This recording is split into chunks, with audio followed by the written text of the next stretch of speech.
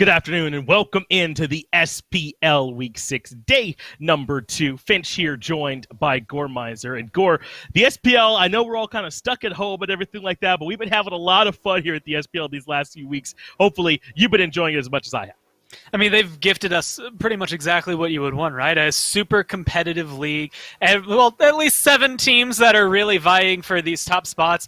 And while we started to see a little bit of a trend, like 3 teams kind of gravitating towards the top, they could still lose to anybody else in the league, especially with some of the changes that have been coming into it.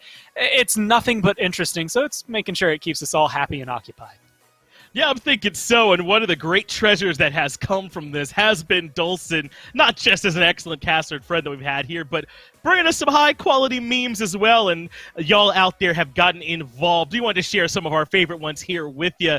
Here it is. If you didn't see it yesterday, got this first one. Things 100 Mifflins can't defeat. Obviously a single gorilla. We love that one from Just Another Axel, and we're trying to get you all more involved with the stuff you're making out there, so feel free to send in some stuff. Smite Illustrated Fireman Edition. Obviously, you would want Finch, Sheento, and Aggro on the cover of that. I know that I would, Gordon. No, that's actually something we need to hang that up in the office, if I'm being honest. Like, they're going to post this everywhere. People I love, you. That being said, so Finch, this one messed me up because I did Paladins for so long that I read that as PPL, so Paladins Premier League instead of People. My brain's been tainted. Yeah, this had to be an inside job from production here, this Jason Fox one. How to get more views with a crab rave. Well, we make sure we have plenty of those at the start of the show here all the time. And then this one's from Joe. Should know her, obviously, at this point. Aggro's correct opinion said it's blank. Gore, any reason why there's nothing on there? Oh, it's because he's always wrong. That's right. We knew that. Yeah, if you could look at it as 2 ways, right? It's either because he's always wrong, or you could try to turn it. You know, let's give Aggro some good graces. Maybe he's just so right. There wasn't enough room to write everything that he has. You know, all his millions of opinions on everything. Yeah.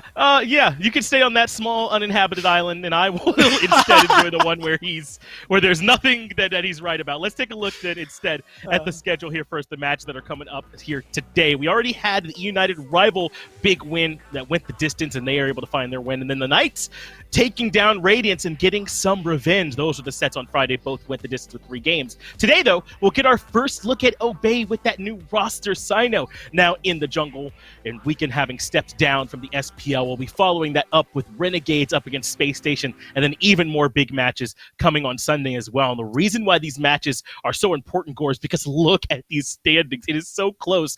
3 wins separate the number 1 team from the 7th place team at this point. And that 8th place team just got a new World's MVP as their jungler, so who knows when they could be turning things around too. It's just so exciting at this point. I don't think there's anybody that you can count out, especially now all of a sudden, Obey. Yeah, it's one of those things that I think it's rough for them to have their first match be against Sanguine of all teams, right? It's going to be someone that's really good at team fighting, and you're bringing in a new jungler. And the only issue with that, even though there's a lot of really good history behind Cyno, is it's been a little over a year since he's gotten an SPL victory. And then even when you go back behind that, he was playing with these guys for, the full year on Splice when they win that world championship. So has to work on the team synergy, has to kind of get all of that put together here to make it click with Obey. And you're going up against one of the squads that has one of the best 5v5 fights that we've seen in the SPL. I think it's worth touching on, Gore. I think it's much harder for an individual player to have a successful impact up against this type of team, right? Yeah. Trying to make individual plays. Maybe if they were playing against squads that relied a bit more on individual mechanics to get it done, maybe there'd be a little bit more of that variance. But against Sanguine, they're going to play safe. They won't give you a ton of opportunities to blow up the highlight reel against them. They love to group up as 5 as soon as possible and beat you as a 5-man unit. And I think that as of right now, they're the best in our league at doing that. Yeah, and I'm really happy, though, because those highlights of Cyno, even though they are a little old because it's been a while since he's played, showcase something that is very important, and that is that his god pool has actually kind of gone from relevant then to re-relevance, right? I mean, the last clip was him playing Pele, and Pele's been a pretty big pick. So theoretically, the meta he'll be able to catch up on in no time. It's going to be the teamwork. Yeah, we've seen some Erlang Shen as well. Not quite in the jungle, though, but hey, maybe Cyno can flex it depending on what ends up happening in their games. Now, who he'll have to get a little bit of synergy with will be Ducky over in the solo lane, and that's exactly who we pulled aside for the interview. Let's go ahead and take a listen to what he was thinking.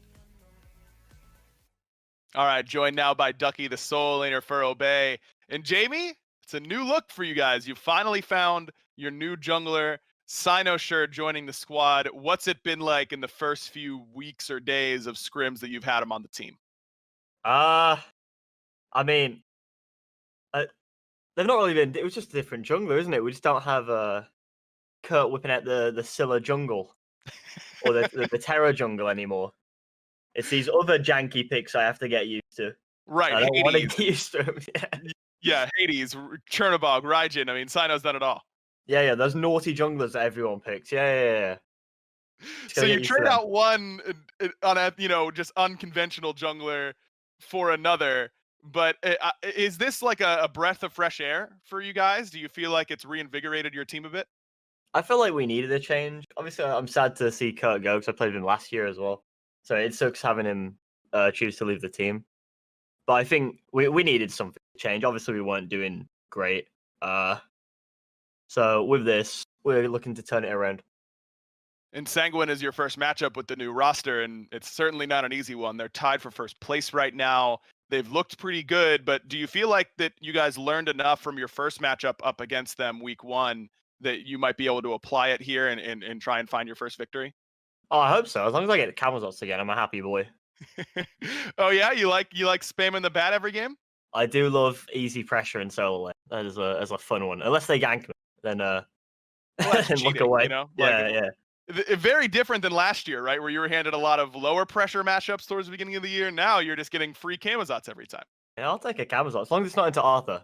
Frick that Camazotz. Okay, so we get a Camazotz and we ban Arthur, and then we're good. And then we're perfect. That's a win. All right. Well, now we should just go straight into picks and bans so we find out if that's exactly what happens. Jamie, good luck. I hope you get the exact solo lane matchup you're hoping. Thank you very much. Hey, as much I'd like to, Aggro, we got to talk a bit about Sanguine as well, but I love any chance that you get to hear from Ducky, man. Obviously, just a fun guy to be around, and obviously excellent on the battleground there as well. But their opponents for Obey across the way might test that odd god pool from Cyno. They were having so much fun talking about Sanguine have been playing really well, and that core in the middle lane for me, Panitom and Sheento Gore, really have kind of been that spearhead. Even though they play as a unit so often, those two are the ones who are facilitating, setting up the big plays, usually working as a tandem. Yeah, Panitom is one of the ones that it's interesting to think about it this way because he tends to do well when you see him come in. Like his slash line typically looks good, but he is really much the setup for this team. And Sheento, and coming into this week, is your kill leader in the SBL. So it's something that this team does a lot together, and I think Panitom has a huge setup for that. We've seen a lot of his Thor, and realistically, if you can make him uncomfortable in the jungle, which is something Cyno can hope to do here, it does start to kind of pick apart some of what gets Sanguine going, but then they make it to 25 minutes anyway, and they start playing as a team, and it changes the pace a second time. So it's kind of like this two-tiered fight that Obey are going to have to put up. Yeah, and they're going to have to find some kind of way to deal with Ronngyu and Jarcorr, that frontline menace that at times seems impossible to get past. They're another duo that love to work together. We haven't even spoken yet about Netrioid and the great season that he has had too. That's because every step you go down the line in the Sanguine roster, you realize that they do just seem to keep getting better and better. I mean, it's worth mentioning, Netrioid's played the Freya here at this point. I know there's a lot of memes about him just playing Jing and nothing else, but I mean, I feel like this guy has plenty in his god pool that he can also use to try and work with. So just speaking of Netrioid, let's go ahead and hear from the man himself. He stepped by with us earlier and tell us some of his thoughts. All right, we've got Netrioid, the ADC from Sanguine, joining us here today. Netrioid, as we have gone through the first half of Phase 1, you've played every team so far. You guys are sitting tied for first place atop the standings. If I had told you that before the season had started, would you have believed me? I would say that it is a huge accomplishment, to be honest, and I don't think I would have believed it. So my team is really excited. I think we could have done better. I think we lost because we made a lot of mistakes. But still, we have to move on and correct them. Well, you guys have certainly been able to win in spite of those mistakes at times, or the mistakes have been so small that they haven't cost you a whole lot. How different has SPL play been to what you expected coming in? Because you guys had the LAN experience, of course, against these teams, but is playing in the regular season any different than that? I would say yes. I mean, I think it's like exciting and it's also kind of difficult and harder sometimes because teams will do anything to win, and that's how they should do it. And sometimes they will come with new strats and stuff like that, which we didn't expect, for example, from our rivals in the SML last year. So yeah, that's what I think. Well, you're going up against Obey today, and obviously the news there is that Weekend is out, Cyno is in as their jungler. How do you think that changes that team? I don't know. I think Cyno can bring a lot of things into the table. So I would say we just have to wait and see how Obey involves. I mean, the next rounds or the next matches. But I'm really glad that we are playing against a different Obey because I'm pretty sure they have like practice different things and they used to do it with weekends. So yeah. We'll see what they have in store for us here. Good luck, Netrioid, and hopefully you guys can keep the ball rolling in the second half. Thank you. Sounds like Netrioid is excited for this match, and can you blame him? It feels like we could be seeing an entirely different Obey here, potentially based on Cyno. But Gore, I do think that it is also reasonable to maybe not have too high of expectation for this squad right out of the gate. Adding in this new piece, especially someone as vocal and who's going to be as impactful in the way the team operates as Cyno is. I mean, also, I think we got to give him a little bit of time to get this working. It's very similar to Rival at the very beginning of the season, right? It's like, cool, you add a Worlds MVP, you can only get better, but it still needs time to evolve and kind of cultivate itself until it gets to that point where, hey, you can be first in the league or second in the league or third. And for Obey to kind of claw themselves out from that 8th place spot, it is going to take a little bit of time, especially replacing someone, as you said, that is so essential to the meta right now as the jungler of all things. So I expect some interesting gameplay from Cyno, but I don't expect it to be like this huge blowout immediately from Obey. Well, let's go ahead and take a look at that first element of what I expect to be a really interesting match here, Gore. That'll be the picks and bans for game number 1. And we'll get our first look at exactly what's focused. Will they try and limit some of those picks for Cyno potentially in the jungle? I mean, we know already everyone's playing things like the Thor, right, and the Camazotz. You want those off the table. But what about some things that are a bit more his style? The Pele you already mentioned. Maybe a Naja. We've seen that get picked up here maybe once or twice at this point, and we know that Cyno likes to play it. I'm interested to see what Sanguine's approach is to trying to deal with this roster. I'm also curious to see how Obey is going to approach this game in general, because early on, again, when we talked to them, I believe in week 1, week 2, they had said they wanted to play through Wlfy, play through that mid lane. Now I'm curious if it's going to change. I mean, you're bringing in a new jungler. A lot of their top picks, in fact, their top 2 picks have been Merlin and Raijin for Obey. So it's been comfort in that mid lane. And while those 2 picks aren't necessarily standard just to Obey, the fact that they have focused more in that mid lane kind of showcases where their play is, where Sanguine have almost always been the duo lane. I mean, Yi, Jing, get Netrioid comfortable and push him forward, both of those being picked 6 times for him across the last few weeks. About to say, it used to be that Merlin and Raijin were pretty much getting banned all the time, but maybe they've been pushed out, and then there he is. Merlin shows up, so he'll certainly get banned. I wonder if then Sanguine would feel as though maybe there's some additional pressure on banning Raijin since he's so considered that second option, or if they trust an ever-growing cast of other mid laners that can fill that role just as well. It looks like there's no need to panic yet. They ban away the Uller, and so, of course, Obey do start to hover that Raijin in that spot. He is considered probably the next best mid laner available and a strong first overall pick. Not someone you can really skip over, and he has been, again, one of the top picks throughout the SBL. He's actually number 2, just behind Yi for anyone who cares. But it's interesting to see what he brings to that mid lane, right? Because of the fact that he has a little bit of control, a lot of damage, but specifically in my mind, a really good kind of applicator for Divine Ruin when it comes down to anti-heal, and that's pretty big against something like a Horus. You hit one person with a Raiju on it, and that damage can bounce around a little bit just to make sure that everybody gets ticked.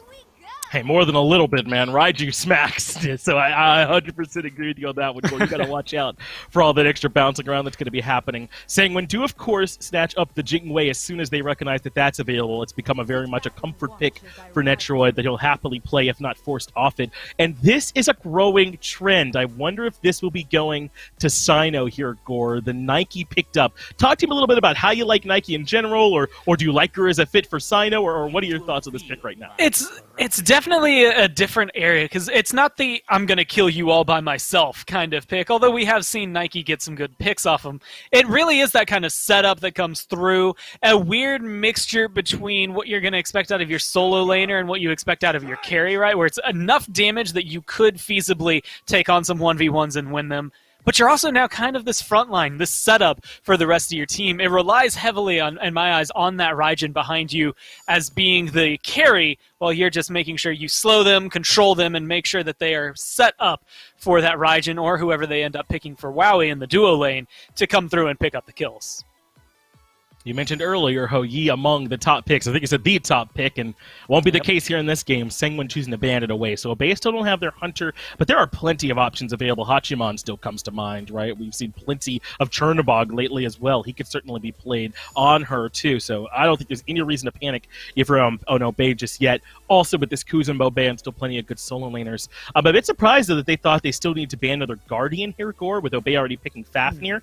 I guess we have seen a bit more of the Guardian solo and Guardian support lately. And you know, Kuzumbo has been kind of skyrocketing. I noticed this specifically with the circuit playoffs that we've been watching, but a couple of teams are starting to pull him out just to see what he can do. And while I don't think he is that top-tier first pick, first ban just yet, it's interesting to see what Sanguine maybe know from behind the scenes as that him potentially being a threat and something they don't want to deal with, especially going into like the King Arthur. Wow, the Erlang Shen jungle getting picked up. I'm wondering if things just swapped around. That feels so much like something Cyno would grab here at this point, but Sanguine taking that into their arms, and very likely everything else, you already know where that's going, right? King Arthur solo and Horus in the support role. So Panitom adding a heavy controlling sort of front line. I feel like this makes some sense. Between Horus and Erlang Shen now, they have so much single target lockdown. Oh yeah, they're going to not only be able to lock down single targets, but I mean chase them down and just set them up. If you have Erlang Shen hitting a pin, Horus then stunning you and stripping your protections, the two of them on their own, rotating together, are going to be enough to kill you. And now you add Jing damage behind it, plus raw damage behind it. Yeah. Their late game is looking pretty controlling. Yes, and what better sort of follow-up than Searing Pain really is there? I mean, it feels like you're almost always going to be able to connect that, even off shorter duration stuns, like about a second, as opposed to maybe some that are even a little bit longer. That Searing Pain should be able to connect. Which way are you leaning with this draft here right now, Gore? Man, I like the flavor Obey is bringing. I like the Osiris. I like the Nike. And I like the idea behind it, but I don't know if the execution is going to live up to expectations, so I'm going to have to lean Sanguine. Leaning towards Sanguine. Hey, based on the record, that's not a bad idea there, Gore. Game one for the new look Obey about to start. Ladies and gentlemen, it is time. Dolson and the resident Ducky Stan and Mifflin are on the call for Obey up against Sanguine. Now, Mifflin, this is a matchup could potentially not get any more opposite. I mean, we could talk about it ad nauseum if we wanted to. Stats-wise, opposite side of the table. Standings-wise, opposite side of the table. But it's a new look. There's a new variable at play here. And can Cyno make that difference that pushes Obey finally over the finish line? He's not really going to be able to make that difference purely based off of mechanical skill in this game. Nike is a much more facilitator role out of that jungle. But I'm going to be keeping my eyes on Obey's shot calling. I've got plenty of experience playing against Cyno Sure myself, and I know this guy loves putting pressure on the map. Any sort of lead is immediately going to be chased out. I'm thinking if they even pull 500 gold up, we might see Obey try and force a fight on an objective like Gold Fury or Pyromancer or something like that.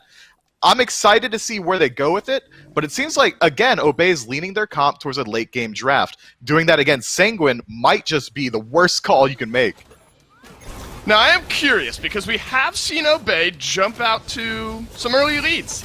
They rotate, they get first blood, they find some kills. They might get first blooded here as Ducky is collapsed upon by a couple members of Sanguine. It's Panitom with the early solo lane rotation, and Ducky will be able to escape death this time around. So the Osiris stays safe, but early pressure from Sanguine over into the solo lane.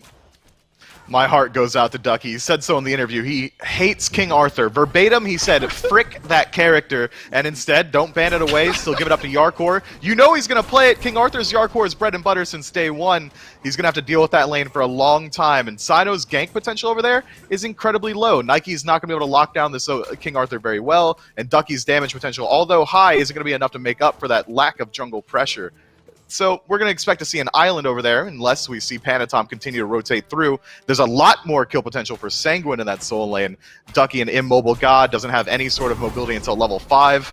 It's going to be very difficult for him to deal with Erlang Shen's chase down potential. Duo lane should go about even for the most part. Jingwei is going to be very safe in this lane. Horus is going to be able to get pressure very easily if they find that CC chain. But Inbound has the peel potential, and Wlfy is also playing another incredibly safe god in this Hachiman. You know, and with Sanguine, so much of what has worked for them, at least early on in Phase 1 here in the SPL, and maybe it's changed up their game plan a little bit as of late, has been get this duo lane ahead. Remember, Netrioid massive in the late game. Let's send some ganks that way. Started maybe to see a shift away from it, though. But I do want to look at Obey, a team that has been able to find first blood a couple of times and obviously unable to convert it over even into a game win yet up to this point. I think still zoomed out is maybe a good place to look at Obey. Do you think adding someone like Cyno can help Obey start to maybe convert some of these first bloods, small early gold leads, into a Titan falling at least once? I certainly think so. Obey's main falling in the recent weeks has been shot calling. We've seen them pull a lead at the 20-minute mark. We've seen them get Fire Giant as 5, and then they kind of meander around the map. They group up. They don't really push anywhere. They don't put their push pressure. We see them really just flounder once they do have a lead on the rare occasions in which they get it. But I think Cyno sure is going to be able to alleviate almost all of that. You just need one guy in your comms who says confidently, hey guys, we're going to do this. Do it. And once you have that call, either follow it and succeed or follow it and fail. Either way, as long as there are calls being made, I think Obey is going to come out a lot further ahead and look a lot more cohesive than they have in the past. Cyno will certainly look to make an immediate impact here for Obey. And good to hover Wlfy there just for a moment. Obviously haven't seen much of anything as far as trades, ganks go in the middle lane just yet, but I bring up Obey and how they tend to get these first bloods. A lot of it is usually Wlfy. You think about the games where they've had some leads, it's Wlfy, more times than not on this Raijin, snags a few kills early in the game, tries to convert that to some late game dominance, and then they just tend to fall off. Is that a strategy you seem to kind of agree with? Let's try to get Wlfy on this Raijin a lead and see where he can maybe take things moving forward in the game. You always want to play through your carries. If Wlfy can get a lead, that's absolutely fantastic. But relying on your mid laner to be your true early game, to be the one who's able to get you your lead, to reliably get first blood, that's not something that's going to happen very often. You don't often see mages 1v1 each other. It's usually going to be in that 3v3 fight. And even then, usually it's going to be the support of the junglers looking for the initiation. Wlfy's only real job in my mind, and this goes for every single mid laner in the league, is to play safely, wait for your support or jungler to facilitate you, and then deal damage off of the back of CC. Until then, Wlfy can just continue to farm up in this lane, play it incredibly passively. He doesn't have to worry about getting pressured out as he's playing against a Ra. He doesn't have to worry about getting ganked nearly as much as Panitom's going to have very choreographed, very telegraphed, rather, engagements. It's really going to be off the back of a root or a knock-up, and either way, you're going to have that leap on Raijin. You don't have to worry about that too much. No one's going to be able to chase him down incredibly easily. We finally reached the point in the game 5 minutes in where the supports have reached their ultimate stage, and thus the rotations kind of begin. Oracle's taken down by Obey a moment ago. This is a red buff invade.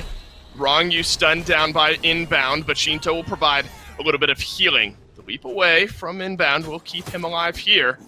So 4-man group in on the red buff. Looks like Obey were able to secure the buff at least. But now we're starting to reach that point, Mifflin, where the mid lane becomes less of a 1v1 and sometimes a 3v3. Even in 5 minutes, this is a little bit uncharacteristic of Sanguine. Usually they don't really try and push their advantage this early on. They're the most complacent team in the early game because they're just willing to farm it up, but it seems like they're trying to flex something new in Phase 2 against this new Obey roster.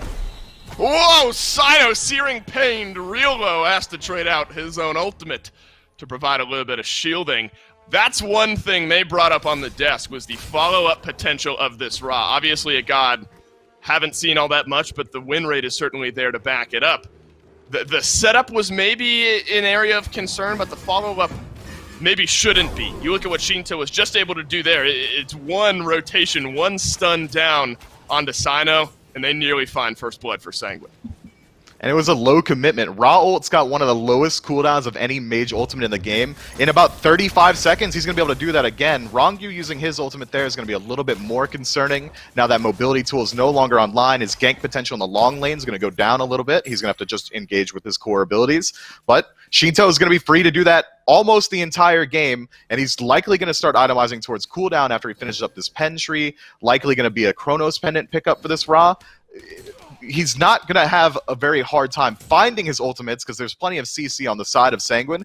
You got to be worried about the dive if you're Sheento. Inbound's going to have a very easy time jumping in once he turns into a dragon. Ducky's going to be running completely free in the backline as Sanguine's got a very dive-heavy comp themselves. Sheento might be left on an island once this teamfight phase starts to roll around.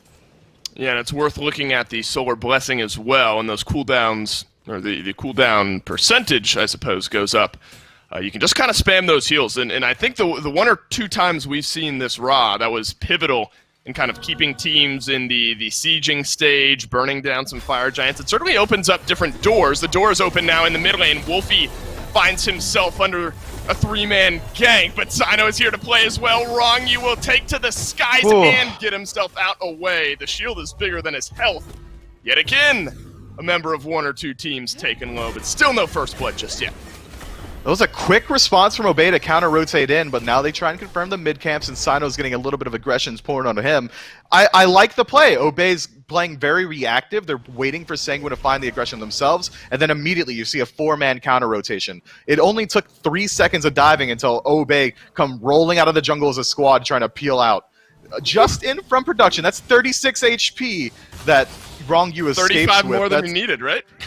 Yeah, and the shield afterward, he could have re-engaged if he wanted to. Yeah, why not jump back in there? And might have been first blood for Obey in that moment. Maybe small thing to look at here, Wlfy did have to burn beads there as well as the ultimate, so re-gank potential now potentially a little bit higher for Sanguine there in that middle lane for the next minute and a half or so. But the fireworks starting up here, Mifflin. Again, it's not for lack of trying, really, by both teams. We've now seen two kind of attempted ganks, but I like the way you word that. Obey playing reactionary, but playing smart. Nearly turn around for first blood. And Ronngyu still finding that aggressiveness. He was kind of one of the first guys, and you know, I can't back that up with solid data necessarily, but I think Horus, I think Ronngyu paired with Netrioid on this Jing way. And I'm excited to see kind of that continued engage presence, I suppose, from the Sanguine support as this game goes on. He has no reason to stop. The follow-up potential from his mid laner is incredibly high. If he decides to take his fight in the long lane, double knock-up with Jingwei at his back, that's a huge CC chain potential, a lot of damage output there as well. He's playing incredibly well, leveraging the blink in the early game to find early aggression as well. I'm impressed with Sanguine's play. Obey have been playing incredibly reactionary. I've said that already. Eventually, they're going to have to be the ones trying to find the dives themselves. Sanguine are diving because that's what their comp is made for. Obey can't continually let them get the engagements that they want. You have to put pressure on the enemy team in order to force them to make mistakes. Sanguine seems like they already know that. That's why we're seeing continual red buff pressure. We're seeing them try and gank out this long lane. That's why we're seeing these tier 1 dives in mid. Sanguine's trying to force Obey into making a mistake, and so far Obey hasn't taken the bait, but they're not pulling any leads themselves either. Well, it's Ronngyu who's sort of spearheading the pressure, trying to one-man tower dive down onto Wlfy. Are you kidding me? That's the easiest solo kill of Wlfy's life. Ronngyu dashes in, the support wasn't there, and it's the mid laner for Obey that swings first. Yeah, I said you can't rely on Wlfy to get you first blood every single game. I guess I'm eating those words now as Ronngyu just kind of gives it up for free. He probably wasn't quite ready to get taunted into the tower exactly 4 times. We saw him every single bit of the way trying to dash out, use that heal to get one of his teammates. But unfortunately for him, the CC chain was clean. I'm waiting for something else to happen in this gank, and you word it perfectly there. Perfection on the damage in the play there from Wlfy. Pulls Ronngyu back in, so a bit of a misstep there from the Sanguine support in a conversation where we're talking about how he's played very well up to this point. Has the Teleria boot, so I think that lends itself to sort of the conversation we've been having where he's going to want to be a little extra mobile right back now to this middle lane. Inbound was plugged away just a little bit.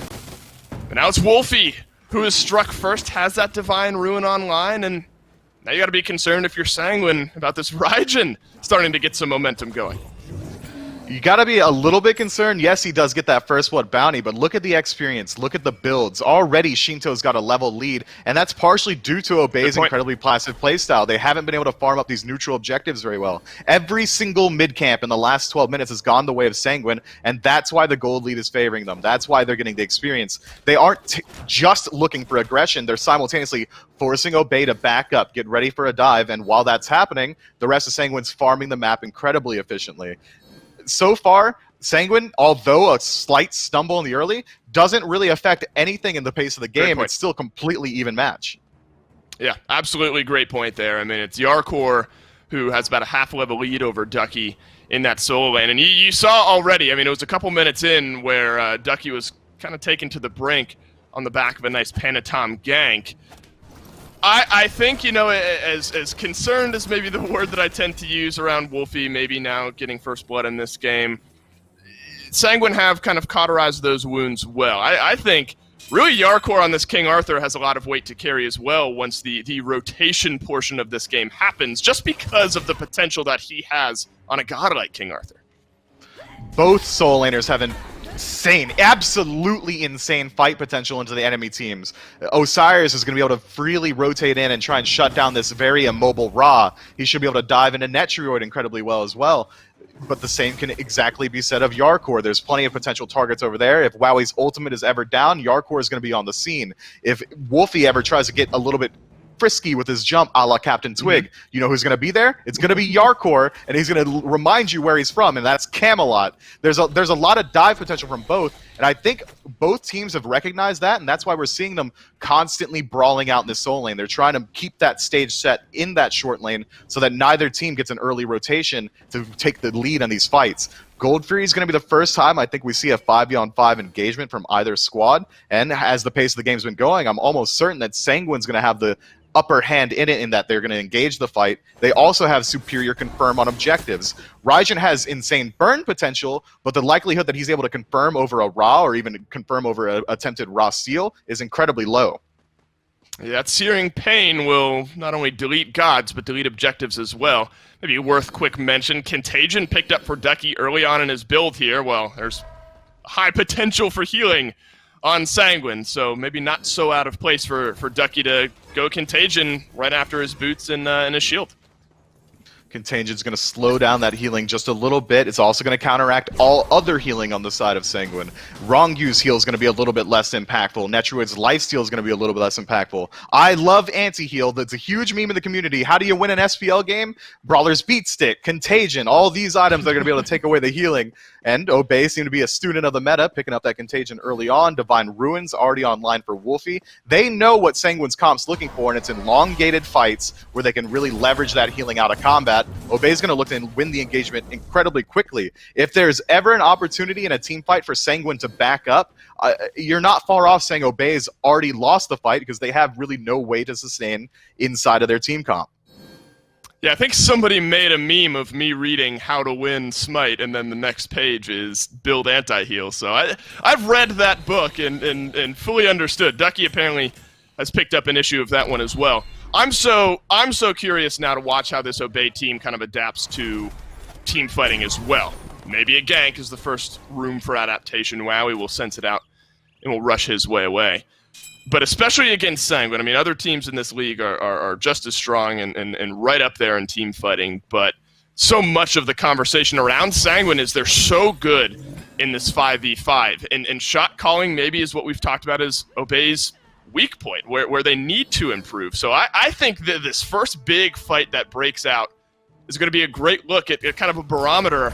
Although it's short, you've only been able to scrim and play with Cyno for a little bit now, on kind of where Obey stand, if there are some improvements moving forward.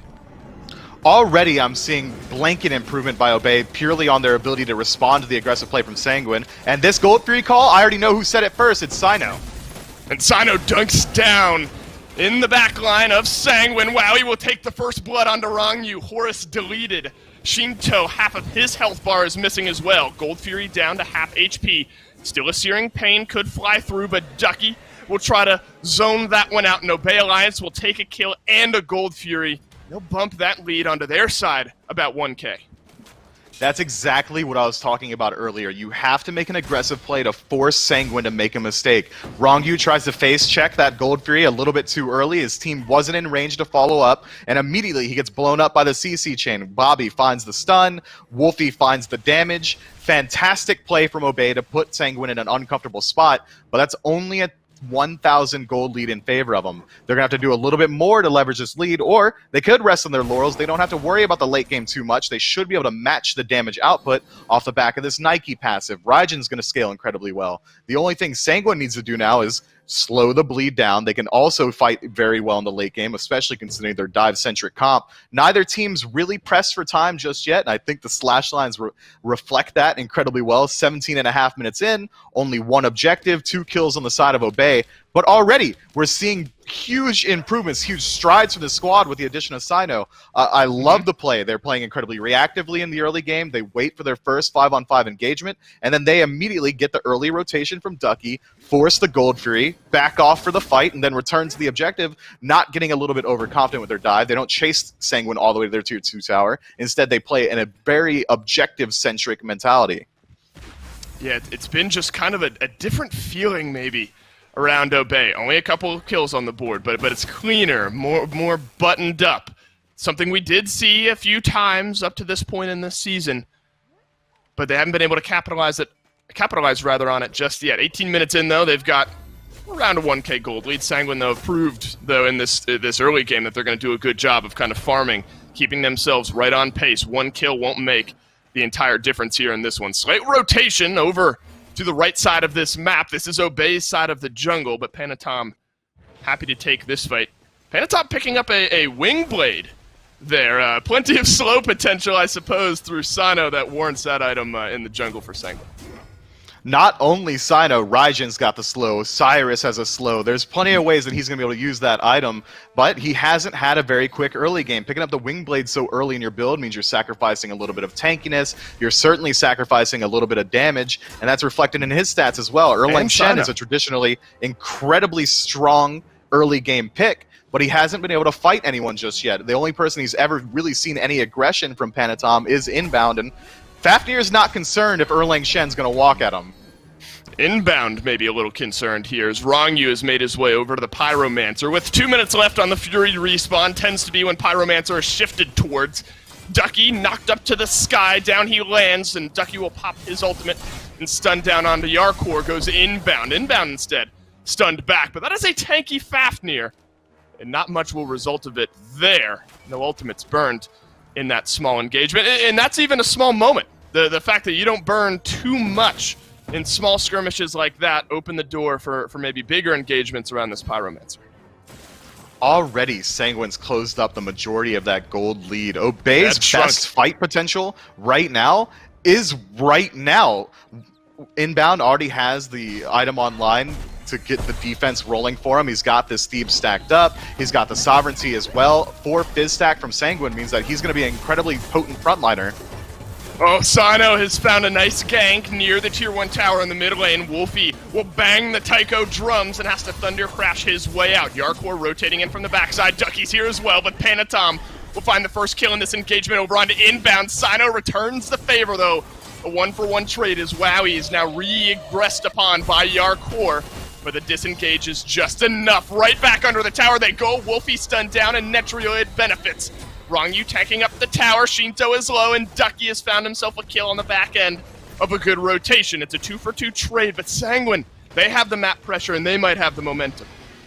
They come out ahead in health bars as well, which is going to allow them to pick up that mid tower. Pyromancer's still available. You know Netrioid's always looking at the objectives. He's already there. Obey play that fight very strange. Immediately we see Inbound rotate into that tier 1 tower, try and find some sort of CC chain, but the entirety of Obey Alliance leaves him high and dry. Doesn't matter how much Fizz D you have against 4 Fizz. If 5 people are attacking you for free, he falls instantly. But Cyno sure plays the side of the map incredibly well there, finds 3 or 4 jumps-ins throughout the duration of that fight to set up for additional damage from Obey. We saw that Cyno and Ducky almost traded aggro of the entirety of Sanguine a couple times in that engagement to turn what could have been a 2-for-1 into a 2-for-2.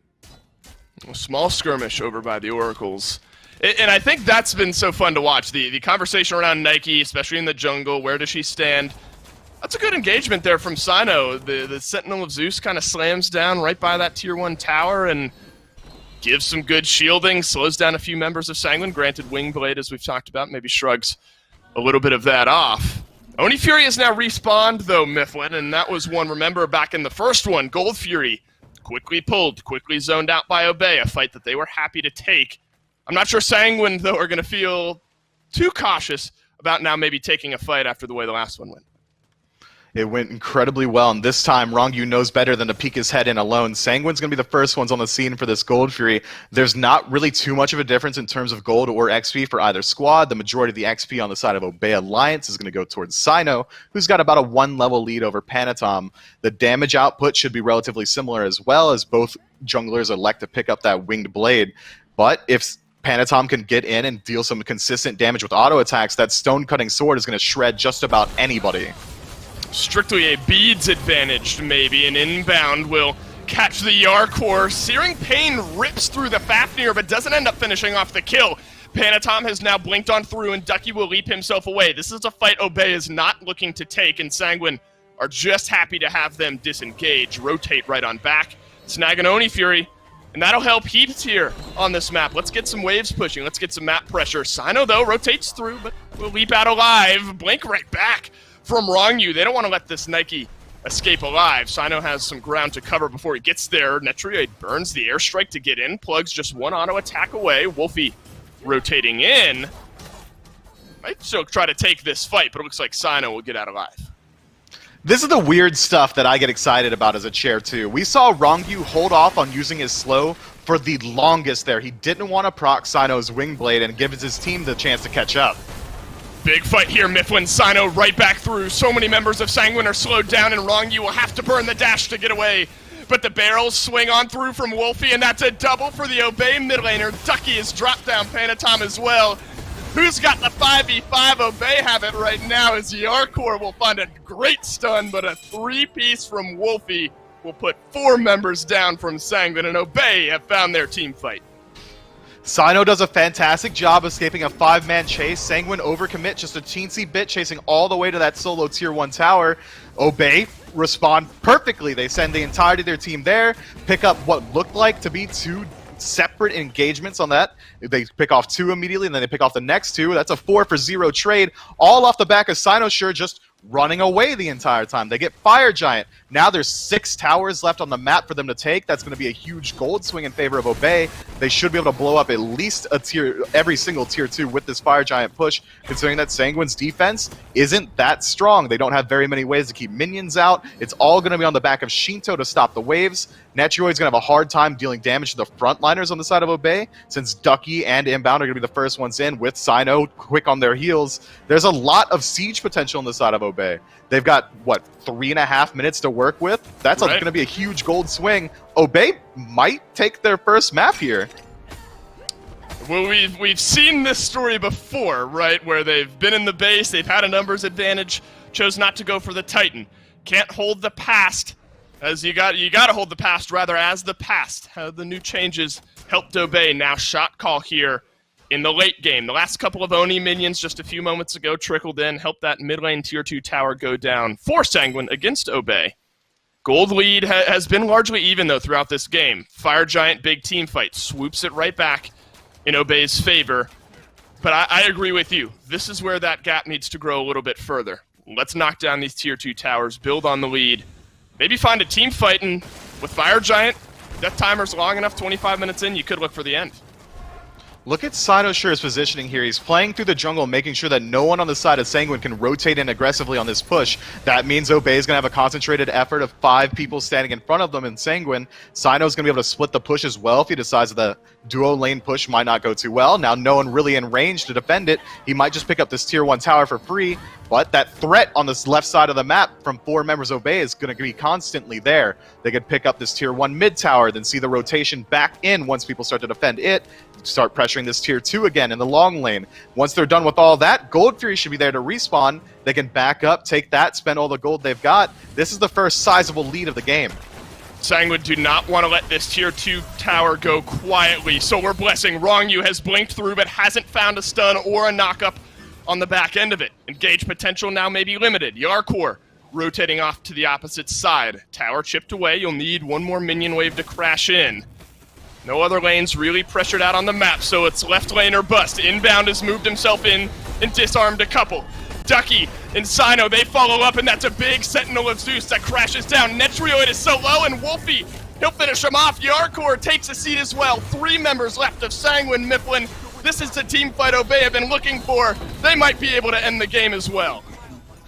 They just get a little bit overzealous on trying to attempt to defend a tier 2 tower. That's not worth your lives. Now 2 members dead on the side of Sanguine for 40 full seconds, and Obey are going for the end. Here we go. Titan started up by Sanguine. In goes Panitom and Ronngyu, but I don't think it's enough, Mifflin. Panitom is half HP. Ronngyu is stunned down and taken down. Ducky rips through on a killing spree, and Panitom and Sheento will do their best to survive. It's not gonna matter. Cyno, welcome back to the SPL. Obey will find their first game win. 27.5 minutes is all it took. Cyno sure at the helm of this team. We knew all along that Obey had individual pieces that could work. They just needed one leader. Taking a game against Sanguine on your return to the SPL, that's nuts.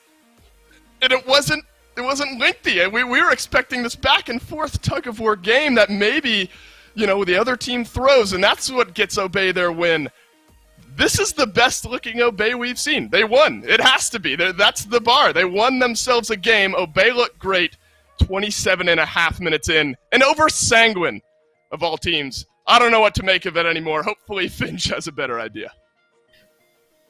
No, Dave, I don't know if I've got a much clearer idea over here. The last time we saw Cyno, he was a part of that winless space station struggle towards the end of Season 6. Here he steps back on to the SPL stage and finds a win at his first at-bat. That is impressive, Gore. I got you here with me, bud. Help me make a little bit of sense of all this, because Obey keep this game so close throughout the entirety of the early game. And for me, it really does come down to that one fight around the 23, 24-minute mark over on the right-hand side of the map in solo.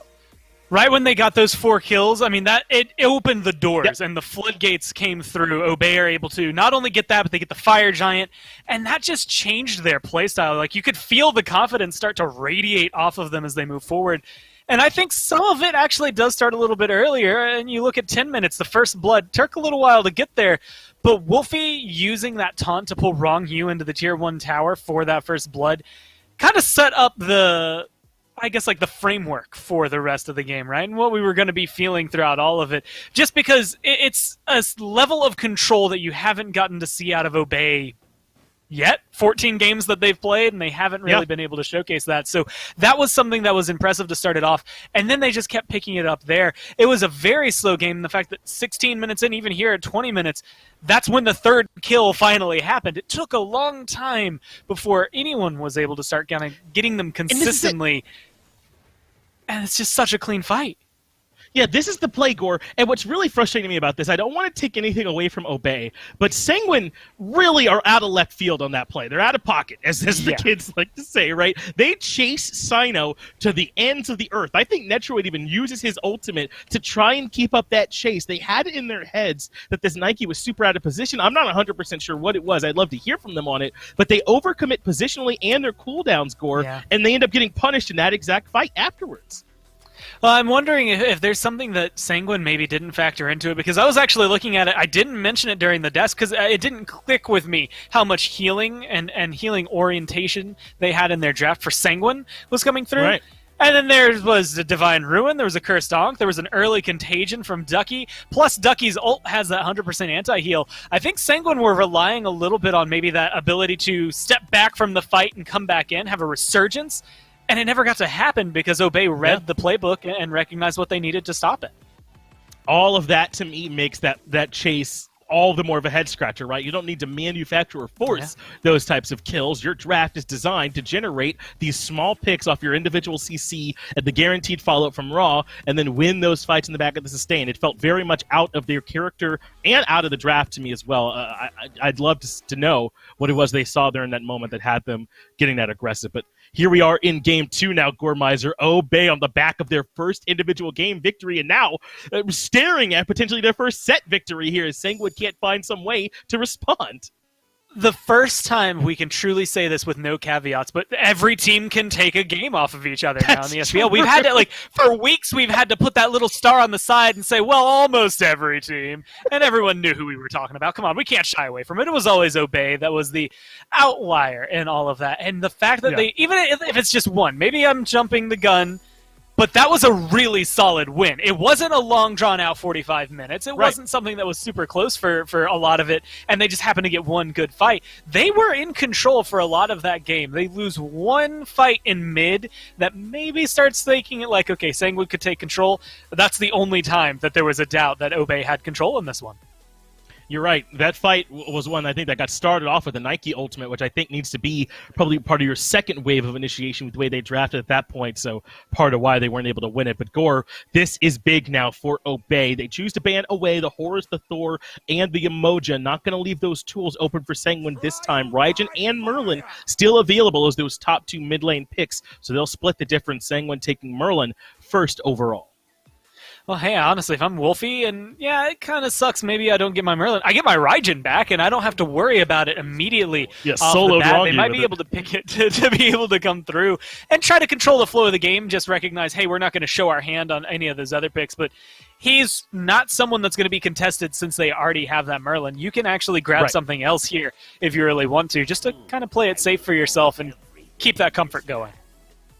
And I don't love the Fafnir pick right now. I know there are a lot of people that that are high on it, but I do feel as though you want someone who's maybe just a little bit more consistent in that non-ultimate CC. Fafnir hammers, as long as you're hitting them plenty, though, should be able to fill that job, and Inbound looked pretty comfortable on it back in Game 1. So they're returning that same drawing board. And Gore, you kind of talked about it. Yeah, there was a bit of a misstep from Sanguine in Game 1, but Obey capitalized on it very cleanly. And it's not as if they got the whole world in that fight, a 3-4K gold lead plus the FG, and they finished it off cleanly when Sanguine misstepped again. I think Obey are to that point now where you cannot underestimate their ability to punish.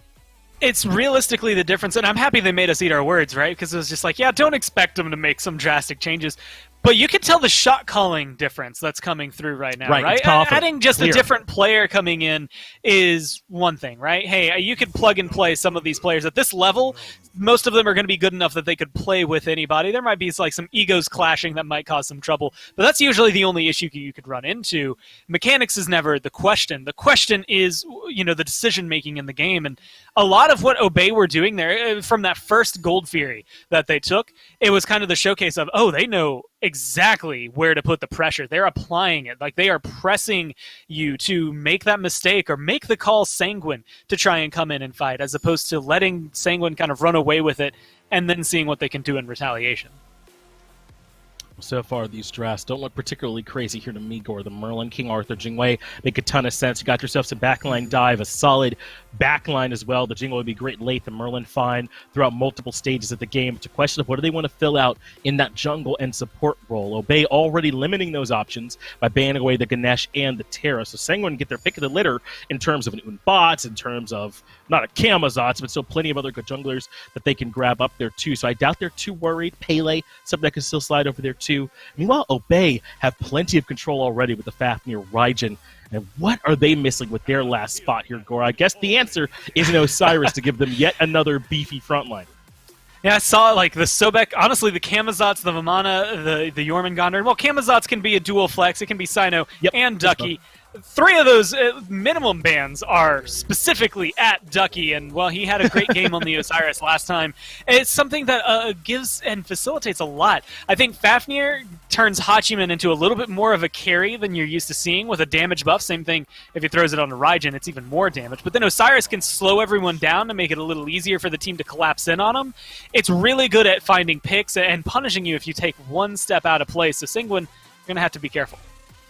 We're going to go through the whole draft with no Unbots. Okay, there it is being hovered by Obey at the very end. And I think this would give them a really strong tool here if they do choose to select it. But no, it will be the Nike again. Who needs Fear No Evil? But you could just slow everyone for 6 seconds, 40%, and deal a whole bunch of damage to them and gain an unpenetratable health shield.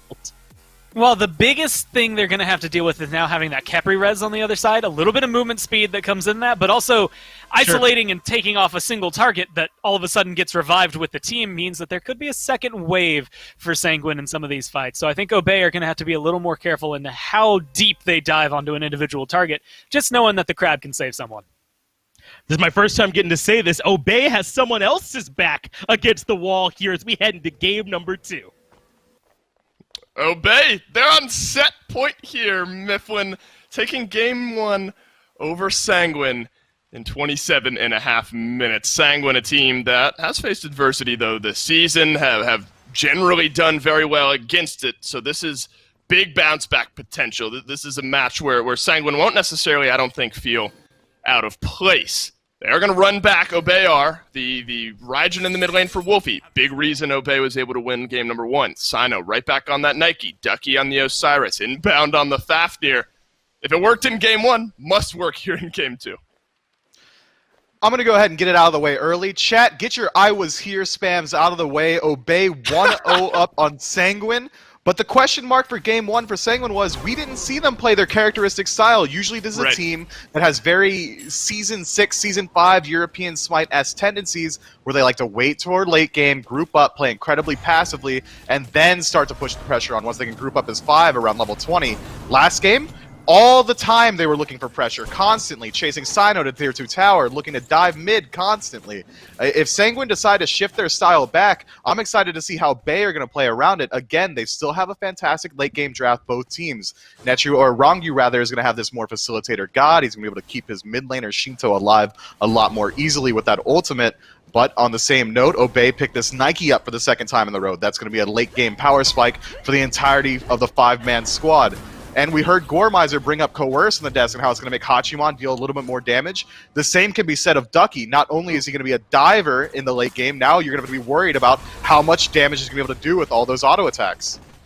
It's a good red buff invade there from Cyno. Will drop it down.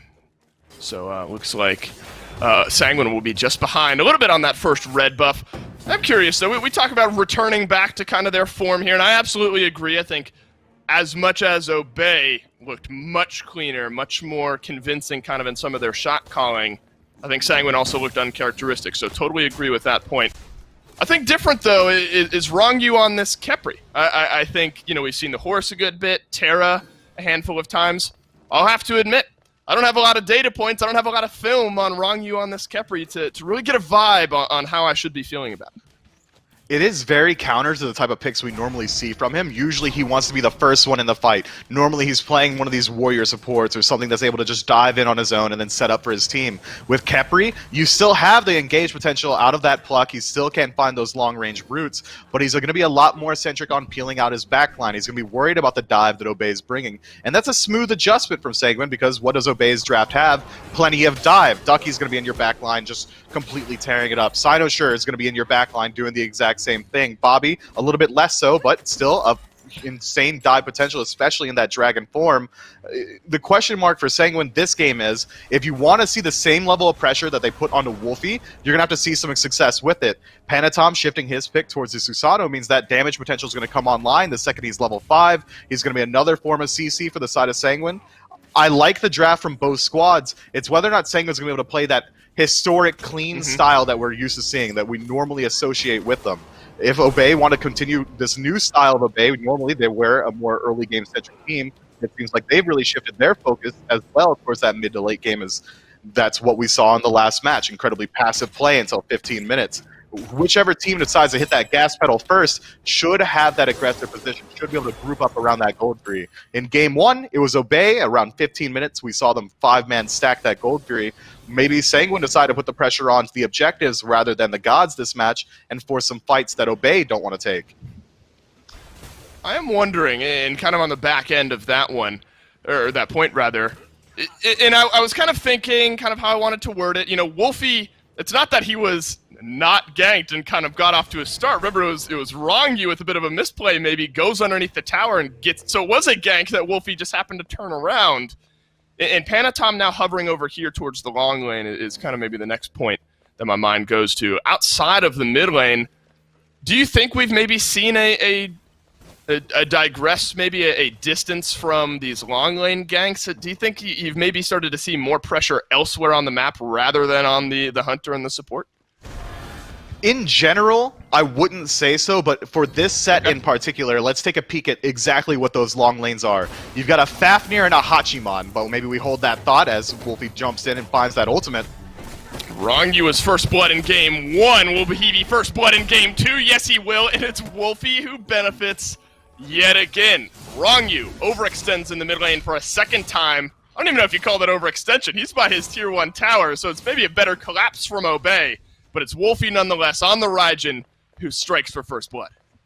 Obey take the clean 3 versus 1. Where's the rest of your team, Ronngyu? They're not here, so we're going to jump onto you. But let's get back to that initial thought. In the long lane, why aren't we seeing aggression? It's incredible safety from both teams. Jing, the safest hunter in the game, Hachiman, the second safest, and inbound on this Fafnir, it's not going to be as easy to first blood him as it normally is, because he has this jump. He's got self-peel in the stun. He's got some sustain as well, and they've been playing incredibly passively. So, what are you going to do if you're a jungler? Well, I can't gank duo. That's a lost cause. They've got CC immunity ults and huge gap closers as well. Let's see where we can put the pressure. Oh, Wlfy's a little bit easier to target out. Sheento's much easier to target out as Flicker's a very short-range jump.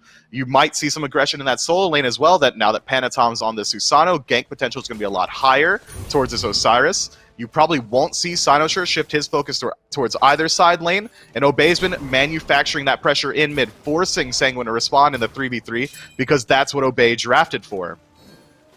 Maybe at some point Ronngyu decides to put his presence elsewhere rather than towards that middle lane. We'll have to see if we end up going to a game 3, which very much hangs in the balance here. Small gold lead. Remember, this is what happened in game 1, where Obey was able to find the first couple of kills, but Sanguine did such a good job of farming, staying present, that it didn't end up meaning much. Now you're going to invade on the Obey side of the map. Sanguine looking for a kill onto Ducky, who is able to leap away from that one.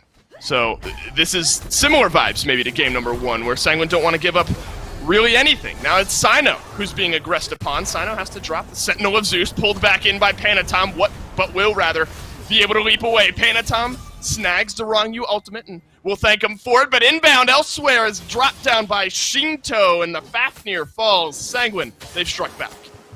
Constant aggression from Sanguine in game 2 as well. That's what we're seeing here. They're not shifting their plan. They know they can win these fights. I like the call there. They have the Khepri rotate in. Might as well look for some aggression, and they find it.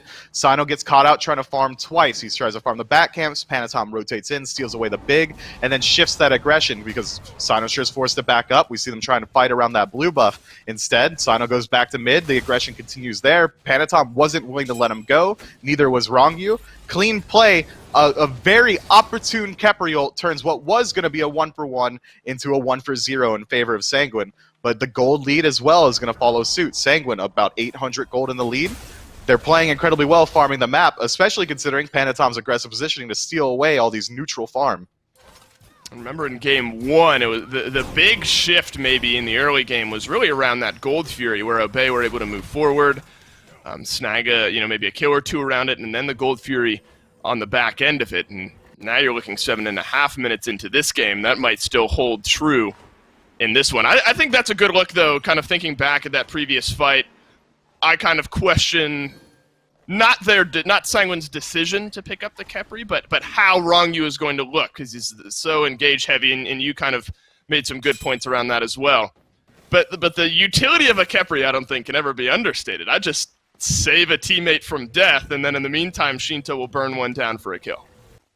Yeah, getting a Khepri ult might be the worst feeling in the world for the enemy team. Yeah, guys, I got the pick. Oh, well, no, he's half health in the back line next to his support, exactly where he needs to be to peeled out. You know, I'm going to append that, actually. Geb shields probably feel just a little bit worse as he's able to turn that fight instantly, but Ronngyu playing a little bit more passively this game, and that's going to be due to the fact that he does pick this more passive support.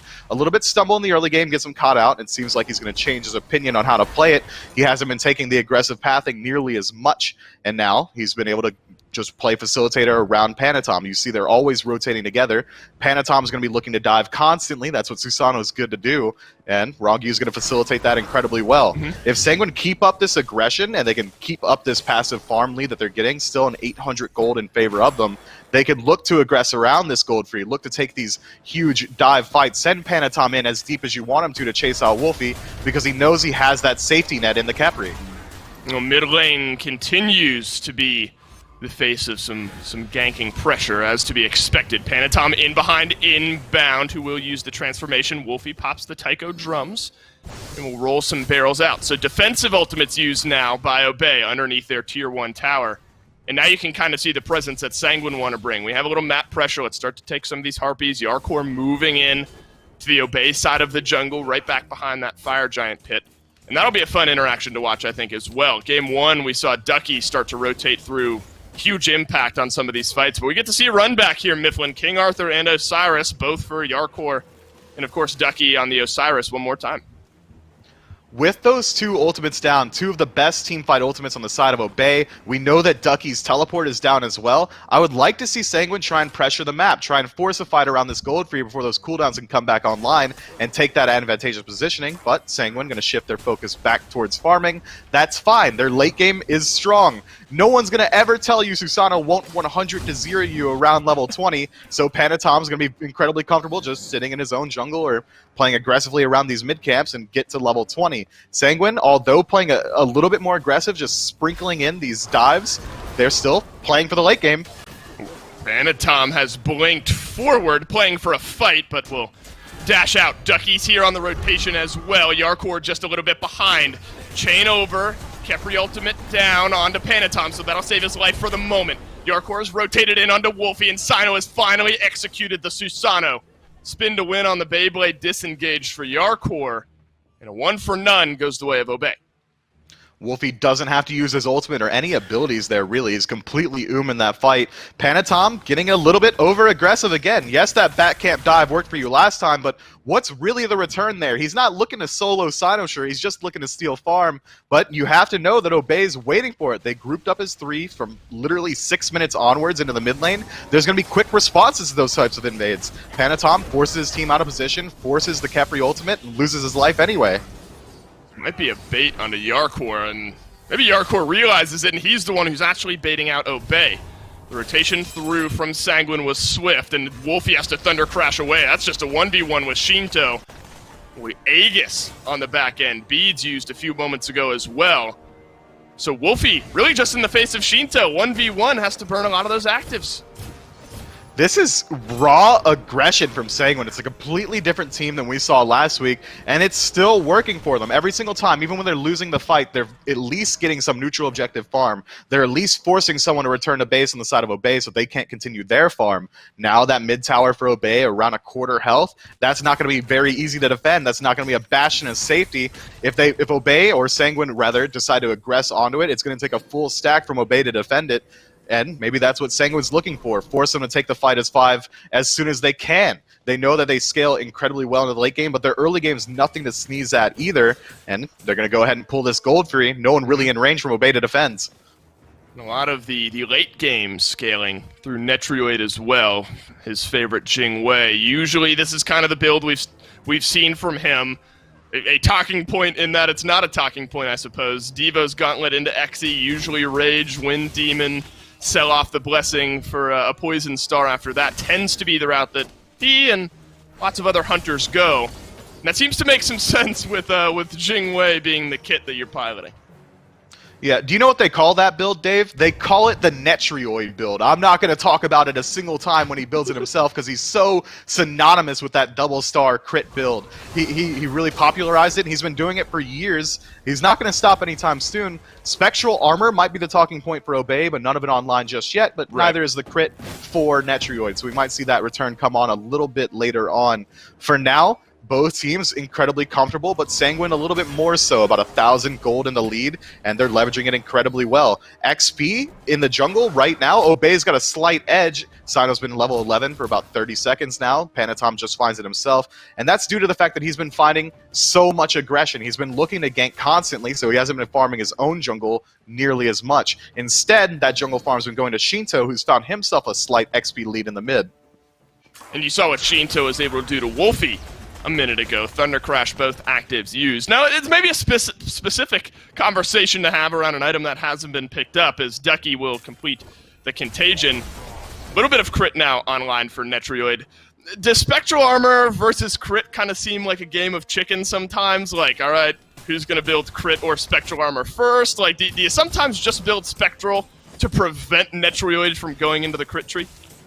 You certainly can as a deterrent, but even then, that really won't stop it, as crit's still going to hit your carries hard. Cyno has found his way into the backline. Gold Fury peeled off of Wlfy and Wowy, delete Netrioid from the game. Ronngyu self-ults, which means there's no displacement there, and it's a double kill for the Obey Hunter. Jarcorr is rotated through, Ducky just now reaching that mid lane. King Arthur will try to do some damage here, but it's Panitom looking for the engagement on Wowy in the backline, but Wlfy's found another kill in this fight. Panitom is taken low and ultimately taken down. A 4-for-1, and Obey will turn their eyes to the Fury. Are we sure these team names are right? Obey's looking like Sanguine. They group up as 5 and take the engagement properly? That's nuts. Sanguine rotate in a little bit disjointed. We saw a 2-man rotation and then a secondary 2-man rotation. Obey blow it up instantly. They force them to rotate into Gold Fury. Obey says, okay, I guess we'll just kill you guys, and they do. Then pick up the Gold Fury on the tail end of it. Sanguine still only about 700 gold down, but this is where that bleed started last game for them. Obey playing incredibly well as a unit. And I just have to credit to Cyno's shot calling. It's been very decisive, responsive play from Obey. There's no more of that meandering that we saw in weeks 1 through 4. This is the new squad, and they're playing incredibly well. The engagement goes off the back of Cyno finding the leap in, setting up the CC, the follow-up CC from Inbound. The burst damage from Wlfy, also insane. These guys playing incredibly well right now. I'm floored. I can't believe it. No, I'm with you. I mean, we have seen bright spots from Obey, but it's never formed a full constellation, and now it is, at least through Game 1. Sanguine, absolutely a team, though, again, I said this in Game 1, it's a team that has been down, and I don't even know if you call them down. I mean, they're 600-700 gold down in these games, so as the game scales, despite us not really having seen that clean, Sanguine team fighting up to this point in this set, the team that still absolutely has that in their back pocket. And I don't think shies away from many fights because, similar again to game number 1, it's taken these big fights around these big objectives for Obey to even pull back that gold lead. Obey's only gotten through Phase 1 Sanguine right now. They still got that Super Saiyan transformation once they all hit level 20 and group up as 5. You're absolutely right to point that out. And the lead isn't really that much right now. Obey really only get a 4-for-1 pick and gold free just to even out the game. That's nuts to think about that Sanguine's been farming so efficiently. Sheento still level 17. He's able to match that from Wlfy despite him being 2-0. Right now, this game could go absolutely either way, but Obey do a fantastic job of slowing down that Sanguine. What does Finch call it? The Vulcan transformation as they group up as 5, like Power Rangers? Yeah, whatever he says, Obey's doing a good job slowing that down, and they're playing incredibly well against the pieces that they built. Cyno has been able to be that engagement factor. He's been able to be the first one into a lot of these fights. That's creating space for Inbound to play more passively, and he's been able to peel out for his backline a little bit more efficiently. I like what I'm seeing from both squads, but Obey are definitely stealing the show right now, but they still do have to contend with Sanguine's incredibly strong late game, and this time they even have better siege defense, so Obey's not going to be able to run them over nearly as hard if they get Fire Giant. Jarcorr is going to try to run over Wlfy, who's 2-0-2, so maybe no better target for the Sanguine engage. Nothing happens as a result of it, though, as Wlfy will Thunder Crash away and uses beads. Always worth mentioning there. Kind of on the flip side of that coin, though, Mifflin, while Obey, I think, are doing a very good job, uncharacteristically from what we've seen of them slowing down this game, are you playing with fire up to a point, giving Sanguine time to get back into this game? We might have to return to that thought, as Inbound has been leapt on, but he will jump away. Obey takes down the Pyromancer, but Jarcorr wants a little bit more here for Sanguine. Typhoon knocks up Inbound, and he'll go back to Grayscale, but Wlfy will turn around this fight and make it a 1-for-1. Obey grabs the Pyromancer, grabs themselves a kill, but it's Sanguine who rotate through and try to find an engage and grab a kill of their own. That fight goes 110% worse for Obey if Wlfy doesn't make that heroic ultimate, completely stopping the entirety of the aggression from the side of Sanguine. We saw that Bobby, he decided, well, I'm not getting out of this alive, let me run directly into the entire 5-man squad of Sanguine so they can't chase out my entire team. That's clean play from both squads. Jarcorr is able to dive into the back, try and slow down the counter engagement from Obey. He does that incredibly well, trading out his life. Bobby decides that he's truly a lost cause in the engagement, so he goes forward so that Sanguine can't move up themselves. That's a clean disengage from Obey. Pyromancer goes their way. Now still only about 1,000 gold in the lead, but now the easy neutral objectives are also gone. If any fight's going to erupt anytime soon, it's going to be around these tier 1 mid towers. And that's where both teams are starting to poise themselves right now. There's no towers in the game outside of just one. In the solo lane, Sanguine has been able to take down. Gold lead pulled a little bit further the back end of that fight. So you say it could have gone a lot worse for Obey. I agree. The Pyromancer was taken. You get yourself a kill as well. Nursing that 1,000 gold lead wasn't enough to dissuade Sanguine from chasing out some fights in game 1. Not sure it'll dissuade them from taking fights here in game number 2. Ronngyu has pulled back Cyno here, who's already used his disarms, but still has the Sentinel of Zeus to provide him with a nice shield. Small moment, but that may pay off big here for Sanguine, as the Primal Fury fight could be looming.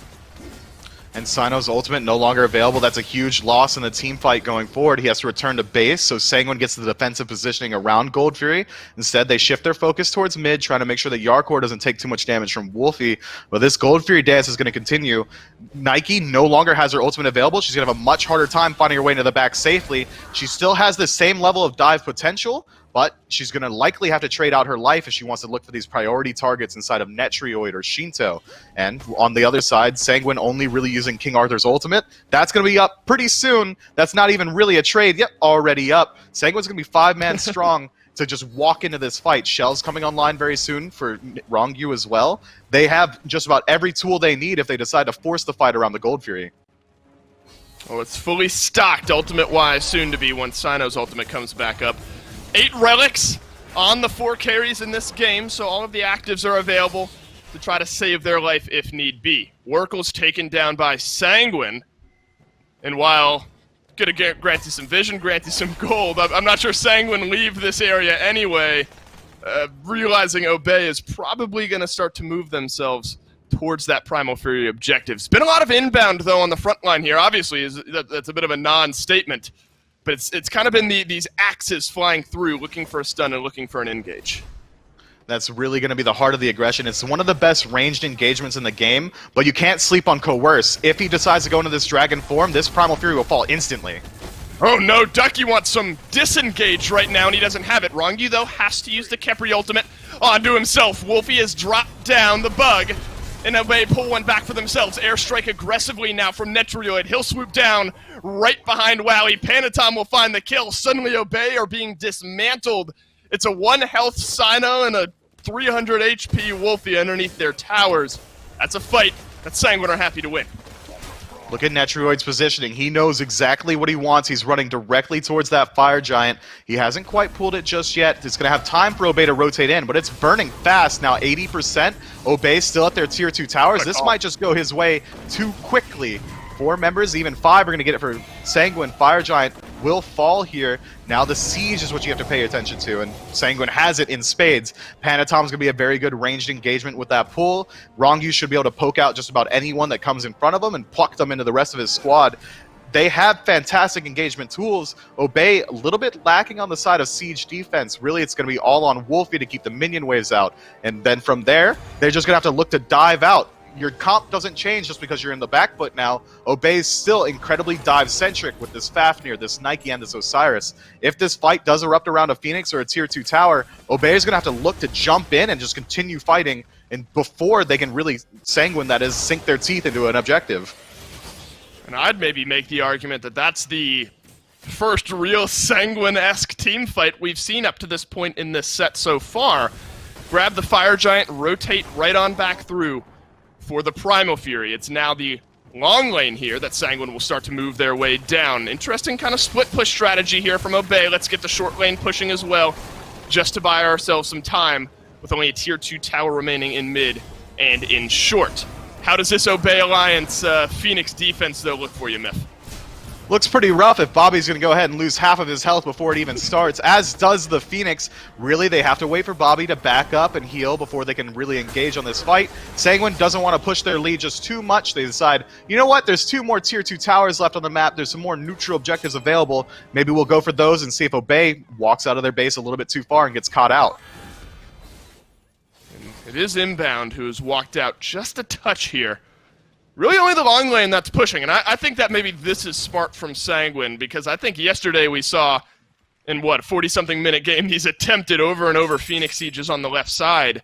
Didn't quite work out then. So let's just get rid of the towers, build ourselves a little bit of a gold lead.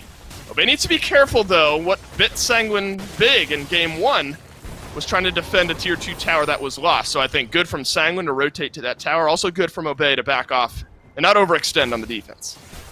Obey knows for a fact, you can see the fact that they didn't even show any face on these tier 2s means they know that their defense isn't going to be the strongest. They don't want to take any unnecessary risks. I like the play, it is disciplined, and eventually, once it is just those Phoenix left, the game simplifies. It's just going to be 5 versus 5 or 4 on 4 and 1 on 1 if the split push happens, and from that state, really, truly, Obey will be happier. If Panitom decides to split from the fight, that means that a lot of Sanguine's engagement factor is going to go down, and Cyno's not going to be worried about getting 1v1 as he essentially has literally 2 health bars, so that defense should go a little bit safer for them, but they don't have to worry about rotating through these tier 2 towers. They don't have to worry about leaving truly that bastion of safety around their Titan.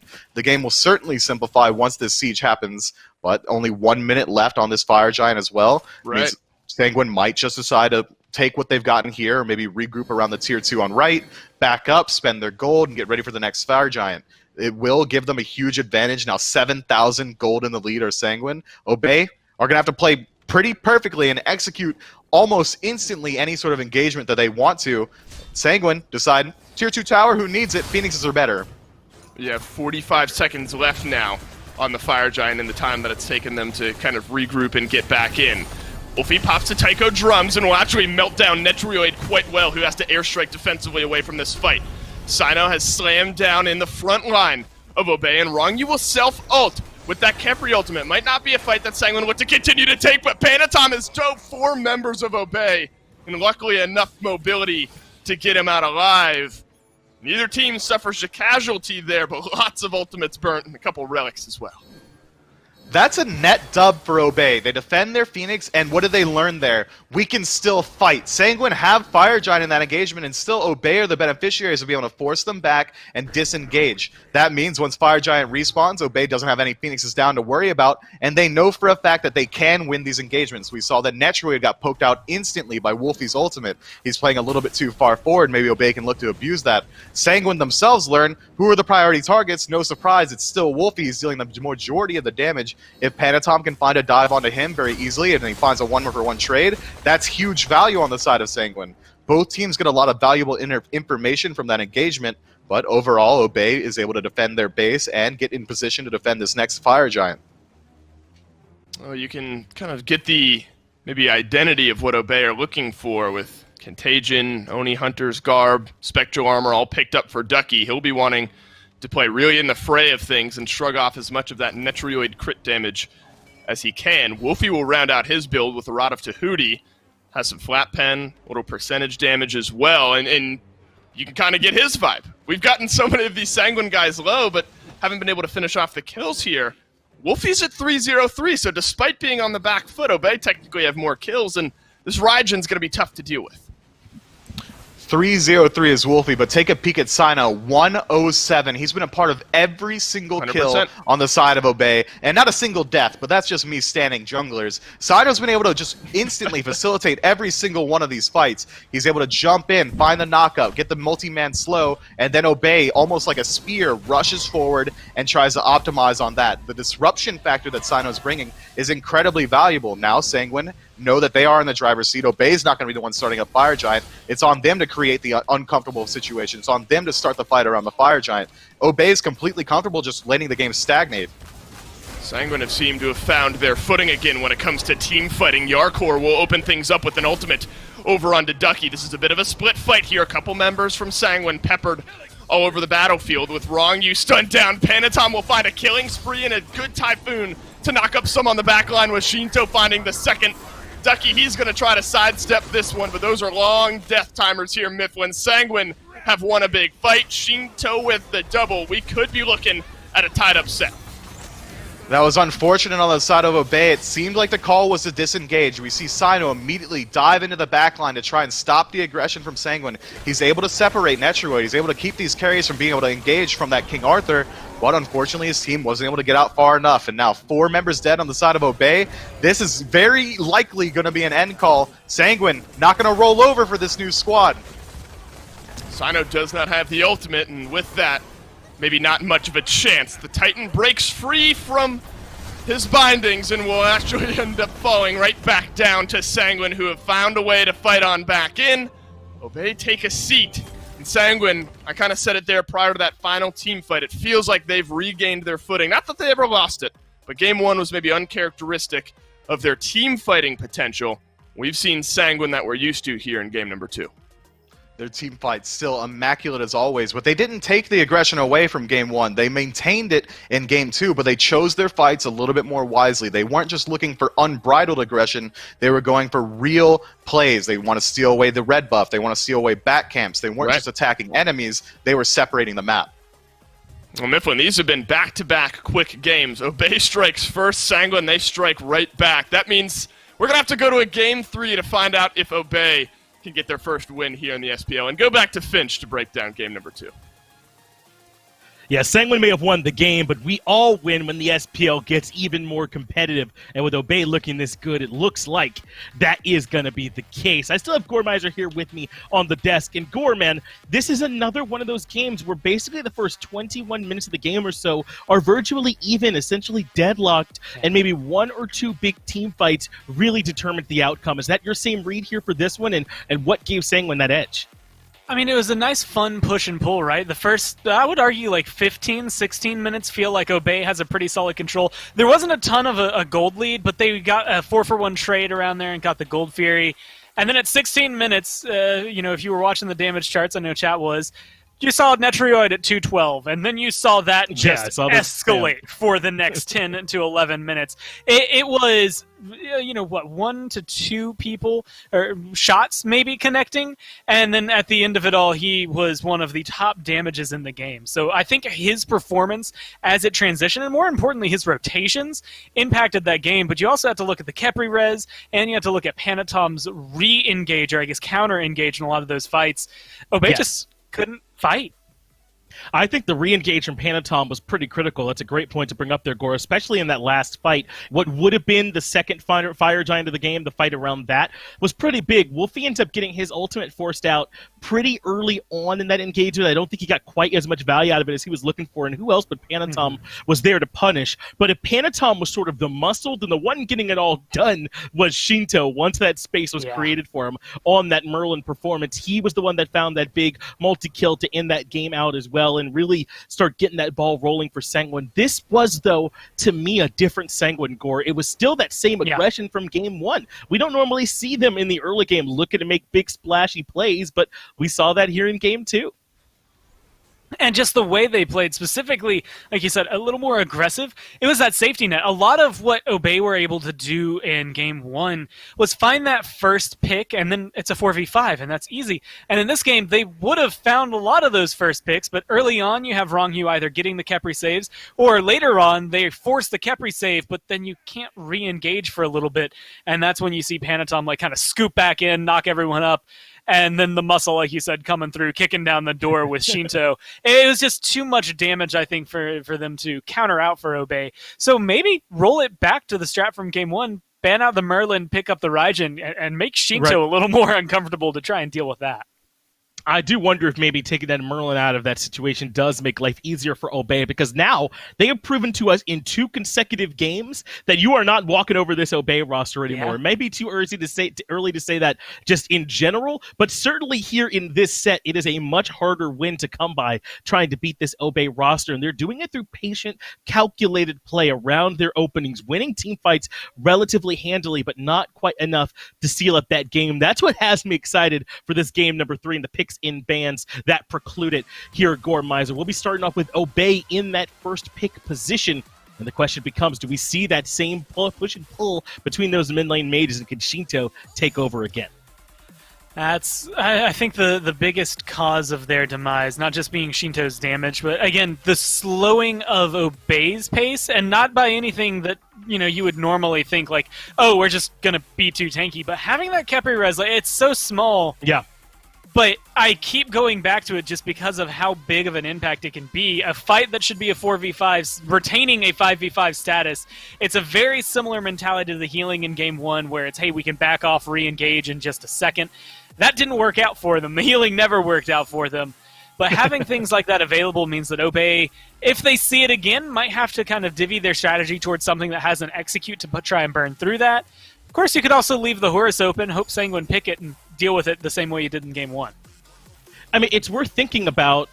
Even a couple of fights where the res didn't necessarily save anyone, it meant that they had to work a little bit harder to get that kill. You're right to point out its value. And remember where Sanguine picked it. I think it would have been considered the 8th pick overall for Sanguine. It was right after the Osiris got locked in for Obey, so they knew there wasn't going to be an Achilles solo or anything like that, bring out an execute that could potentially counter. It was relatively safe and smart where they grabbed that Khepri. Obey now will be the first pick, as I mentioned. It will be the Raijin over on their side, and the Merlin is banned out. Sheento will have to go somewhere else to find that mid lane mage pick.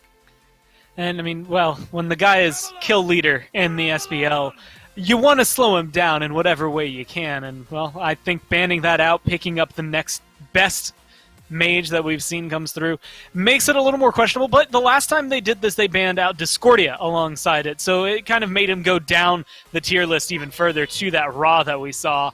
Now there's still a little bit of flexibility open for Sanguine. If they don't pick it in their 3rd pick here, after Obey takes their next 2, then I expect to see Obey slap as many mages down there as they can. Just shut that guy down.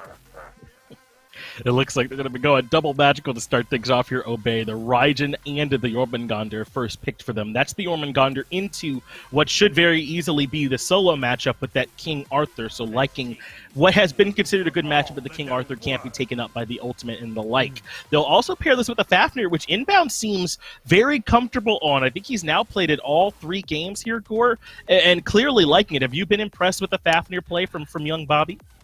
I will say it's committed. I think in Game 1, it definitely fit a little better. It felt like it was like the right fit of a glove. Versus Game 2, there were a couple of moments where he would jump in, maybe not quite lock down the way that he expected to, and that the team fight didn't get rolling. Fafnir, in my eyes, does really well if the team is ahead or if you're hitting a lot of those stuns. But if they take away the ability to find that one-man pick, then maybe the stuns aren't that big. The peel is still there, so there's something to be said for it. But it's what's around him, I think, that makes him work best. Well, good call on the Discordia, Gore. Sanguine do elect that right before that second ban phase, so that Obey can't strip that one away from them. So Sanguine instead turns their eye, it looks like, towards the solo lane even still with this Vamana ban. Perhaps they were worried about a Vamana jungle coming out from Obey. I mean, we have seen the Nike and other warriors being picked up over there for Cyno, so maybe they're right to be worried. Then they turn their eye towards that Hunter lane and ban out the Ho Yi. I think it's a good idea just to be banning some physical stuff away from Obey, just in general, because they really don't have any picked up here to this point. Yeah, they're going to need something to scoop up. And Wowie's probably going to be top on that list, but I think it's great that they've gone the way it is. The Vamana does kind of pique my curiosity. That's the only way I can word it. Just because Jormungandr, I mean, 2 games in a row now, it's been banned by Sanguine. Finally, Ducky gets to go back onto that one. And picking up the Susano, one of the things that Panitom was able to do really well last game were the ults, the counter engages that we were highlighting. And hey, guess what? Jorm doesn't care about your ult. The damage is still going to connect, but the knock-up won't, so he can still maybe keep that consistency going back at you if you're Panitom here. So maybe making it a little more difficult for Sanguine to keep things rolling the way they did in Game 2. Well, Sanguine cannot be surprised by this Nike pick for Obey in a world where they still needed their jungler and were a bit hungry for some physical damage. Obviously going to be adding a hunter to this equation as well. Nike makes a ton of sense here in this spot. That's what makes this Famata ban a bit more odd to me. Perhaps they really were worried about sticking to their backline, or there's somebody they knew that he would play, but clearly more worried about that than the Nike, which they have now successfully shown they can beat at least once, even though it looked really good in Game 1. I mean, they essentially just kind of plug and play. Take out Osiris, plug in that Jormungandr, and hope that Ducky does maybe a little bit better. This, to me, is kind of spelling out Obey thinking, you know what, it wasn't the draft, it was how we kind of played it. We know what to expect out of Sanguine. We could beat him in Game 1. Let's just run it back in Game 3 and see if we can tweak those small things in the middle of the set.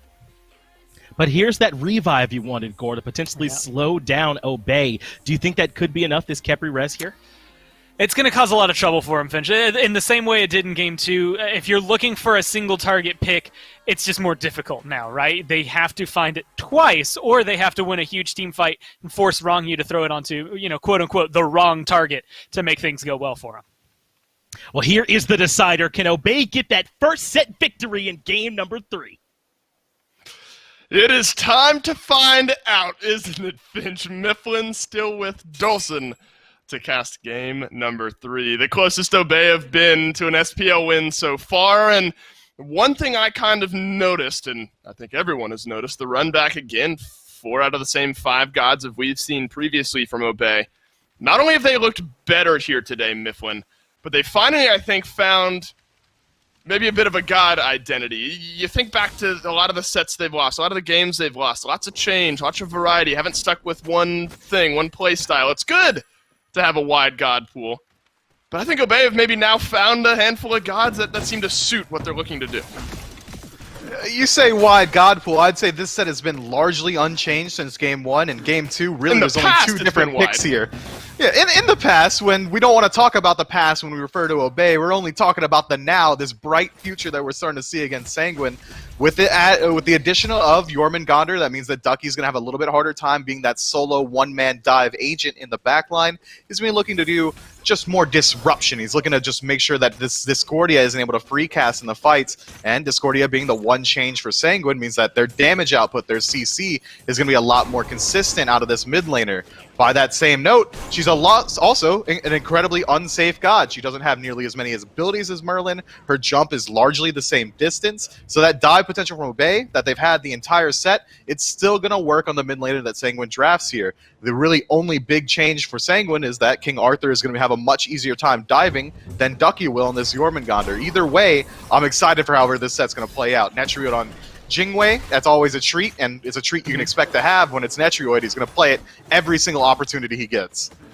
Well, not only are 4 out of the 5 god picks for Obey the same, some from Sanguine the same as well. Really the only change maybe surrounding that mid lane pick. But what has not changed so far through the 2 games, Mifflin, has been Wlfy killing Ronngyu, albeit in game number 2, thanks to some help from the rest of Obey for first blood. I wonder now if there's a strategy change maybe around Sanguine, or if it's maybe just some uncharacteristic misplays and not much needs to change on the back end. If I'm Sanguine, I look at Ronngyu and I say, hey, bud, these early rotations in the mid, maybe just be a teensy bit slower on it so we can get these clean dubs in the early game. And he likely will be. Khepri is one of the easiest gods to kill in the early game. He's almost like Ymir in that asset, and he's just not incredibly mobile. He doesn't have very many self-peel tools. If anyone can really lock him down, he's going to be just shut down in the early. But he's still going to be this late-game huge power tool. The revive, as Gore pointed out on the desk, is going to be incredibly hard to deal with from the side of Obey. On a dive-heavy comp, anything that's going to be able to slow that down means that your spearhead is going to be blunted just a little bit. But again, if Sanguine decide to keep up the aggression that we've seen in this set, that ultimate can be leveraged as a free dive tool, almost like a bungee cord. You could jump in and then be pulled right back if things get a little bit hairy. And I think Finch worded it very well. Even if Ronngyu has to use it on himself, it's just one more thing that Obey has to deal with in some of these fights, even if it's not the ideal target, whatever it may be. It's just one more target at the end of things that Obey will have to look towards. Ducky is going to be piloting a new god for the first time in this set. He will be on the Jormungandr. Jarcorr still over on that King Arthur. Haven't seen much outside of maybe one gank in game number 1 from Sanguine here, and Ducky on a Jormungandr, potentially even more safe from what we've seen on that Osiris. I think it's going to be another game where these solo laners just start to rotate over for some team fights, and we don't see much jungle presence there. Yeah, Jormungandr, easily one of the safest gods you can pick into that short lane. He's not going to be able to kill this King Arthur, even with the assistance of Nike. The damage really isn't going to be there, which means, again, what Cyno's sure going to be looking for, either duo lane pressure or mid pressure. Well, your engagement tool on Nike's a knock-up. Jing Wei's on the enemy team. I'm not going over there just about ever. Even if you do get through that dash from Jing Wei, she's still got the CC immunity on the ultimate. Airstrike, one of the best disengage tools in the game. So where are you going to look for that aggression? It's always going to be in that 3v3 in mid. It's always going to be looking towards this Discordia. Sheento shouldn't have a very easy time dealing with the aggression from Obey's comp. Now a little bit less dive-centric, more disruption, but still the same damage in the early game means that she's going to struggle. If the plan goes according to just that, the plan. If it doesn't go according to plan, maybe Bobby gets picked out a little bit too far on that enemy red buff, instead escapes with his life. My eyes, almost as always when you're talking about a Sanguine set, are going to be towards that 15-minute mark, that 20-minute mark, that first gold-free engagement. Right. That's where my eyes are. Who's going to be the engagement for Sanguine? Almost certainly it's going to be either Ronngyu or Panitom diving in. More likely going to be Panitom, with Ronngyu peeling out that backline. For Obey, they're looking to pick out just about anyone they can, and it's going to be Cyno sure the first one in the door, or Bobby on this Fafnir looking for a long-range hammer. Jarcorr has found some, I think, good opening ultimates, rather, a couple of times throughout some team fights here in this set. Now, we talked about it briefly around maybe gank potential in that solo lane. Is there any threat, though, between a King Arthur and a Jormungandr for Jorm to get bullied and really to be put behind in lane, or not really? Is there enough safety, enough farm potential on Jorm that you should comfortably, maybe effectively, be able to stay even with the Jarcorr on one of his signature picks? In a completely even game state, which is what we've seen as neither jungler has really been willing to head over to that short lane, Ducky's got truly nothing to be afraid of. If he plays the lane properly, he's just going to clear out the waves, maybe even look for a proxy, and then back up. Jarcorr's job is to maybe pressure him out, look for the damage, but again, it's going to be hard dealing with that when it's a Jormungandr in the enemy team. Cyno jumps in, doesn't quite find the knock-up, forces his ultimate out. Sheento is still here, but will use the mobility to get away. That's some good damage from Cyno. Panitom pulls him back through. Could Wlfy find first blood for the third time? No, because Ronngyu is awaiting in the wings with the revive. So the Khepri pick already paying off. Then if nothing else, Wlfy has been denied for the moment a first blood for the third game in a row. But he hits every single shot on that ultimate at max range. That's not easy to do. That's reactable damage. But Panitom gets slammed by all four. The ultimate is forced out by Ronngyu. That's a nice disengage from Sanguine. Sheento has 2 health to re-engage himself, so they make it out with their lives. But now without Rongyu's ultimate, that means there's going to be gank potential elsewhere on the map. We might see Wowy look to aggress on a Netrioid. We might see Cyno loop back around and try and see similar aggression that we saw earlier. You're on a timer. That Ronngyu ultimate's going to come up incredibly soon, but it's still a slight opportunity for Obey. And what we saw in Game 1 means Obey's willing to take these small opportunities to try and create a lead. Right now, Sanguine not playing nearly as aggressive as we saw in the first 2 games. Maybe they found their stride again and decide Obey's really a team that we can't just run over. Let's go back to our signature style and wait for that 15-20 minute mark and get ready for these 5-on-5 fights. Right, I think that's the big takeaway here. Is while you might look at the scoreboard if you're just joining us, and the fact that it's 1-1 may surprise you. Nuts. But the 0-0 on the kills up to this point, I think, isn't all that surprising. Maybe outside of Ronngyu dashing in the mid lane. Haven't seen that, adjusted his playstyle quite well so far, at least closing in on 8 minutes into this one. But not surprising to kind of see this slow, built-up play. And I think that's a testament to Sanguine, but also Obey as well. They have this confidence where, you know, maybe we just catch somebody out on a bad rotation, maybe mispositioning, whatever it may be. You can kind of get this sense that Obey don't feel this urgency to make something happen. Obey are okay to kind of let the game come to them as well. And why should they feel any urgency? They've got Nike in the jungle. That pass is going to stack up and make your team fight better just because Cyno sure exists. Inbound's going to scale incredibly well into the late game and be a very huge team stim with that Dragon Form Coerce. He means you're going to blow up just about any objective that comes your way. There's plenty of opportunity for them to just sit it out, wait for the late game. That's a double-edged sword when you're playing against Sanguine, hailed as the best arena team in the league because they have some of the best team fighting we've ever seen in the SPL. Obey finding their new style, maybe just a poor matchup in this first week with Cyno, sure. But right now, either team could definitely take a dub. Wlfy getting a small engagement against Netrioid. Cyno's already there. Cyno is here, but Jing plenty safe. Slightly early on the dive back down, but Netrioid doesn't have the leap away, and Cyno is rotated for first blood. We asked for some fireworks in the long lane, and Cyno has made it happen. Obey Alliance for the third game in a row have struck first. That's all Wlfy. Wlfy put Netrioid down, and he made sure that the ultimate was no longer available. Once that's down, that's where the gank potential is. Oh, and Wlfy will take to the Taiko drums. First blood, second blood is just as good for Wlfy there in the mid lane. Apple connects over onto Inbound, and Panitom will finish off that kill. Wlfy may be looking for a little bit more, but you have to be careful when Sheento is still in range. That's a 1-for-1 engagement. Panitom snags one for for Sanguine rather, and it's Wlfy who gets the second of the game for Obey and the first for himself. Panitom goes in, catches the lazy back, puts Wlfy back into the dirt. Wlfy on the chase, doesn't have the ultimate available, so Panitom's going to make it out alive. This guy is crazy. The engagement's completely over. He says, well, I bet they're going to lazy back, and you know what? He's right. And is it even truly a lazy back under your tier 2 tower? I don't think so, but Wlfy gets caught out nonetheless. Panitom just going to be able to go in. He's truly the only reason Sanguine got any kills in that first engagement. Says he wasn't quite done just yet. Goes in again, picks up some more. Now 2-2 is the slash line for the teams. The gold completely even. Obey slightly ahead with about 200. But now Sanguine has the defensive positioning around the gold tree. They've got the ward coverage themselves.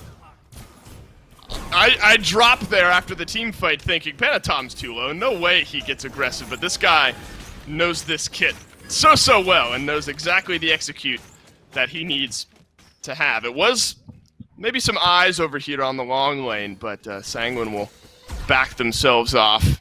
You point out the ward coverage, and that's a good thing to kind of look at. Obey much deeper on the wards on this left side jungle, so red buff will be spotted out, rotations over the purple buff will be easily looked at from Obey as well, whereas Sanguine really only have one in that gap between Harpies and the purple buff. So you know, I'm not necessarily considering a Gold Fury sneak, but when you start to identify where some of these teams are starting to group up and maybe where fights are going to break out, Obey for the moment might have just a little bit more information. I think you're right to even just bring up a Gold Fury sneak. That's what Inbound can do on this Fafnir. Coerce in Dragon form, that's 4 members attacking a little bit faster, dealing a little bit more damage when they already have fantastic burn potential. Wlfy on this Hachiman is one of the better gods to do Gold Fury just with the attack speed stem from his second ability.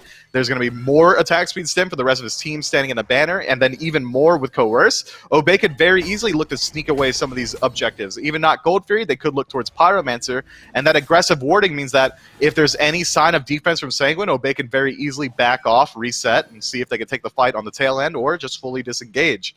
Obey, with this ward coverage, means that they are going to be the ones who have the positional advantage, the aggressor's advantage on these early objectives.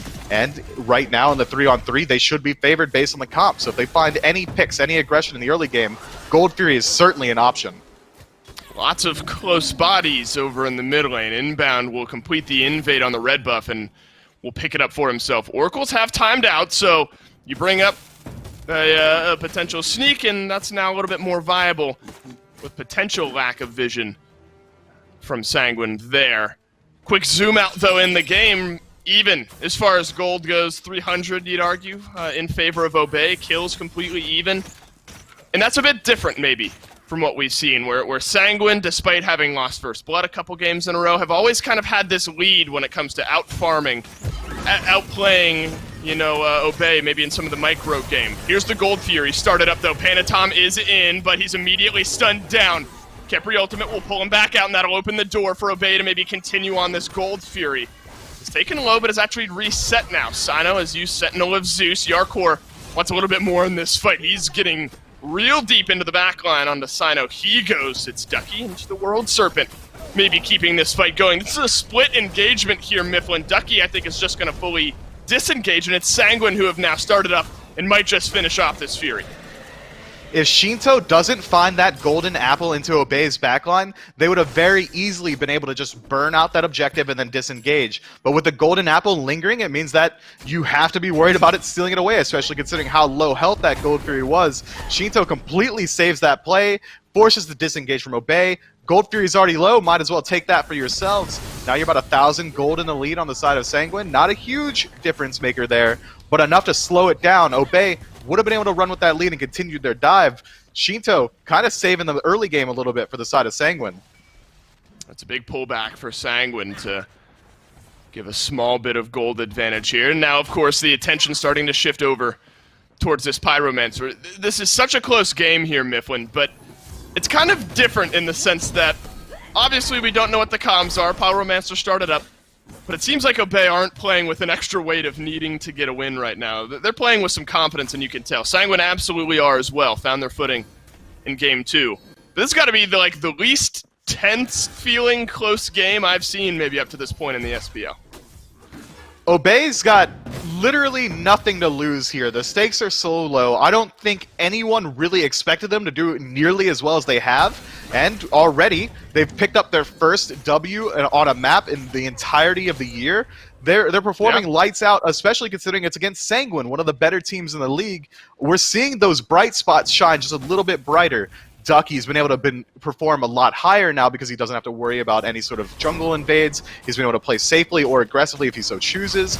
Bobby's cleaned up his early game a lot. He's not getting first blooded, not a single time this set. That's not something you can say about literally any other set Obey has played. This is the first time Bobby hasn't been the recipient of a single first blood. They're cleaning up their play. They're becoming methodical. Obey shifting their focus from the early game towards that mid to late. This is a completely different team, and that's purely off the back of this veteranship from Cyno. He's shifted this squad to play how Cyno wants them to. This is exactly how every single one of Cyno's teams has played in the past, and right now it's working.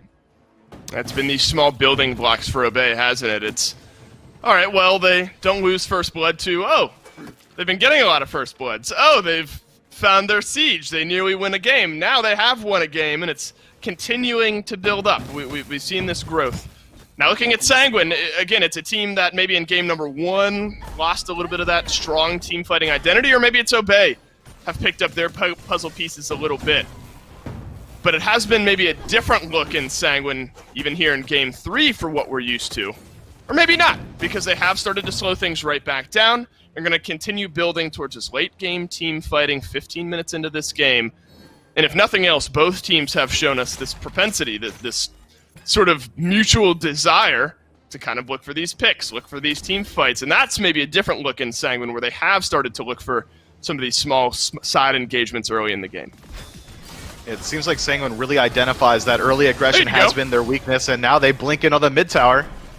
It's Wlfy who thunder crashes away. Cyno has now maybe found a side engagement with Panitom. Netrioid lurking off to the side. The collapses in from Sanguine with Obey right on Sanguine's tails. This is a big 1v1 here. Panitom has to use the Typhoon and will catch the Ronngyu ultimate to win that engagement, and it's Netrioid who ends up getting the kill. The 4 members from Obey were far back enough that they can stay alive, and Cyno bites off just a little bit too much. Fantastic counter rotation from Sanguine there. Ronngyu rotates in, gets the ultimate. Cyno looks at it, says, oh, well, guess I can't hit him anymore, and just loses his life. It does stop some of that aggression we saw in the mid-tier 1 tower. They have to shift their focus towards making sure Panitom makes it out. This is a big 1v1. Obey, or Netrioid rather, will force Wowy to use the Aegis, but the airstrike is down, and tier 1 tower actually falls off to the side, so Netrioid doing a great job of just distracting Wowy from being able to save that tower. Aegis, small spike in the gold there for Netrioid. And Pyromancer already started up 50% by the Sanguine. Bobby's really the only one in range. Wlfy a little bit further behind. Finds the hammer over the wall.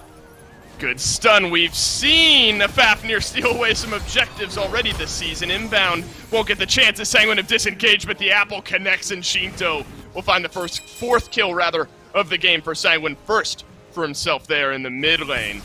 It's a little objective bait there, and Inbound transforms, but only finds death at the other end. This game is being played much more to the tune that we're used to seeing from Sanguine. Slow, methodical play in the early game with a teensy sprinkling of this new dive that we're starting to see from them. But still, 18 minutes in, only 6 kills. Sanguine, 2,000, almost 3,000 gold up. They're playing to their pace. They're playing exactly how they want to. Obey have to respond, or they can continue farming up and pray that they win the late game team fight. Right now, the gold lead isn't so much that either team really needs to be concerned about it. Sanguine doesn't have quite enough of a lead that they feel like they are forced into forcing engagements, and Obey not so far down that they feel like they need to make heroic plays. Defending this Primal Fury should be a prerogative. Cyno will steal it away. Primal Fury taken down 99% by Sanguine, but it's that final 1% that's important, and Cyno will pull a little bit back here for Obey.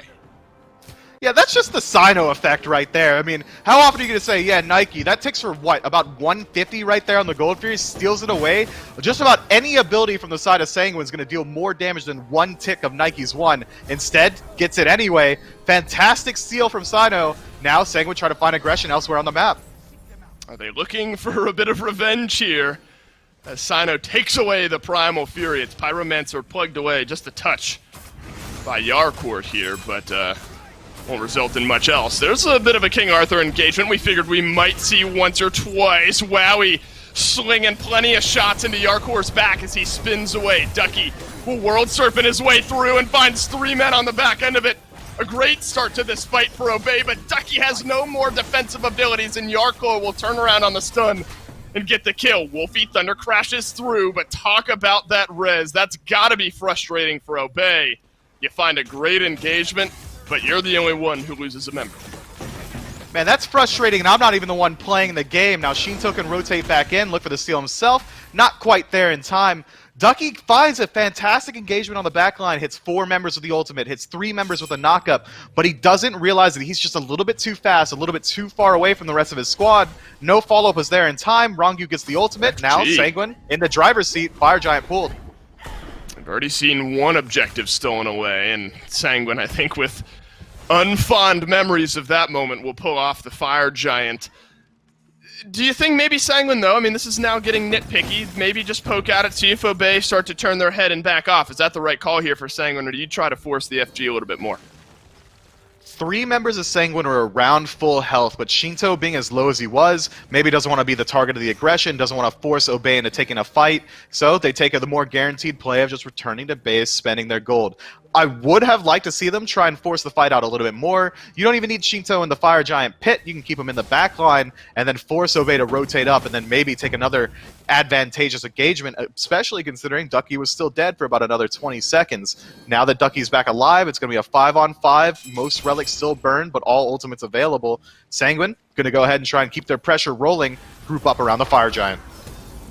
Sheento and Panitom will look to continue their killing ways. Another massive engagement, but this time it's Cyno that will knock up a few from Sanguine. Thunder Crash defensively from Wlfy, but a kill has been found elsewhere on the map. It's Panitom who's on the run. Netrioid snags the res and will be popped by Ducky. Underneath the tier 2 tower they go. Jarcorr will find a nice double stun onto Inbound and Wowy, and he's going to Beyblade his way through. But it won't be enough to save his life. Wowy will put Jarcorr down. Wlfy has fallen in the meantime. Netrioid nearly does as well. Obey Alliance, they found themselves a small win, but it's a win nonetheless. What a nuts split engagement. Bobby jumps in nearly alone. All the members of Sanguine stack up and try and put him down. And then immediately Cyno jumps in, finds a 3-man knockup, the 4-man ultimate to disrupt that fight. Ducky completely zoning the carries in the back end as well. Ooh. Cyno looked for the up-down onto Panitom, found it, realized this Susano's 3-0-3. It's a good stagger out there on a couple members of Sanguine by Ducky. I mean, you talk about, I feel like we talk about World Serpent so often as a defensive. You can get out of a gank ultimate. Maybe it's not easy to forget, but maybe it is easy to forget. There's plenty of engage potential there, and Ducky has shown us where you're going to swoop in, you're going to find some knockups and try to set up a fight for your team. Between Ducky and Cyno, Obey have found some great engagements on the last few fights. And you can't sleep on Bobby either. He really gets that first engagement rolling for Obey. How often can you rely on World Serpent to hit 4 members? I'd say just about Not never. often. That's a pretty right, small which is why circle. I bring it up, right? That's right, because Ducky's playing absolutely cracked right now. He's been able to continuously pressure out this lane. He took the tower first over a King Arthur. He hit level 20 first. That's not something you can say often about King Arthur, as he's one of the notorious lane bullies of Smite, whereas Ducky's playing this more safe pick. And despite all that, he farms up incredibly well, hits 20 first, finds the power spikes, finds these backline dives, single-handedly forces Rongyu's ultimate on that last engagement to peel out for Netrioid. It's just fantastic play on the dive. Unfortunately, Wlfy falls a little bit early in the engagement, as does Sheento, so a lot of the damage for both squads was squandered. Obey, likely the beneficiary of that, as they weren't really the ones aggressing on the Fire Giant. It was Sanguine. They stopped that aggression in its tracks and bring this game back to a state of equity. They do have a small tower advantage, but you look in mid lane and over in the solo lane, a stiff breeze will knock down the 2 remaining tier 1 towers on the map for Obey. Inbound, I agree with that statement. Can't overlook what this Fafnir has been able to do. More recently, though, Sanguine was able to plug away some good damage. It's the only Fury that's picked up here, and I think you look at the map state in Mifflin, a couple low towers here. Could be a big one for these 2 teams to pick up. And it's Sanguine's favorite Fury ever. They love this one, so you know they're not going to let Obey to just run away with it. It's the only way to open up the map. If Sanguine take it, you can expect that those tier 1 towers are going to go down, and then use that time while Obey have to defend to look to aggress onto the Fire Giant. If Obey take it, they could do the same. Oni Fury started up. Panitom is engaged, but he's deleted by Wlfy and Wowy. Netrioid taken low, catches the res thanks to Ronngyu. Ducky wants to keep this chase going. Netrioid is pulled back into the awaiting arms of his support. 1 kill onto Panitom. Big loss here for Sanguine. 3-0-3 up to that point. Jarcorr still on the chase. Onto Ducky. Oni Fury taken down in the meantime. And that's Wowy and Wlfy who were able to complete the objective. Massive fight and a big turnaround here from Obey to pull back that gold lead. Unfortunately, though, Ducky may end up falling to sacrifice at the end. I'm going to call that worth 100%. If Ducky didn't type into the chat, I will for him. That's a hashtag worth moment. You take away Oni Fury, now Sanguine can't open up the map nearly as easily. That's going to pressure them out. Despite having a 1-for-1 trade, Ducky is going to be dead for about 40 more seconds past Panitom, but Sanguine's going to have to contend with all these Oni minion waves, which means Obey really could look to pressure into this Pyromancer, pressure into Fire Giant. Now Sanguine have to make the difficult decision. Do we want to defend our tier 1 towers, or do we want to defend these neutral objectives? It seems like they're looking for both. Panitom going to split off, now 4 members strong on the right side of the map for Sanguine. Obey have to slow down a little bit. They can't really force the engagement. Now Cyno shows himself in mid as well. Sanguine could just meander around the Pyro, make sure Obey doesn't do it, that is, but Obey, Ducky spawning in, what, 10 seconds? This is going to be another completely even engagement on the Fire Giant. Inbound, again, bringing him up has been the one. Has been largely forward. Pyromancer is going to start off over here for Obey. Ronngyu in range. We'll try to plug down. Obey will make no mistake on that one.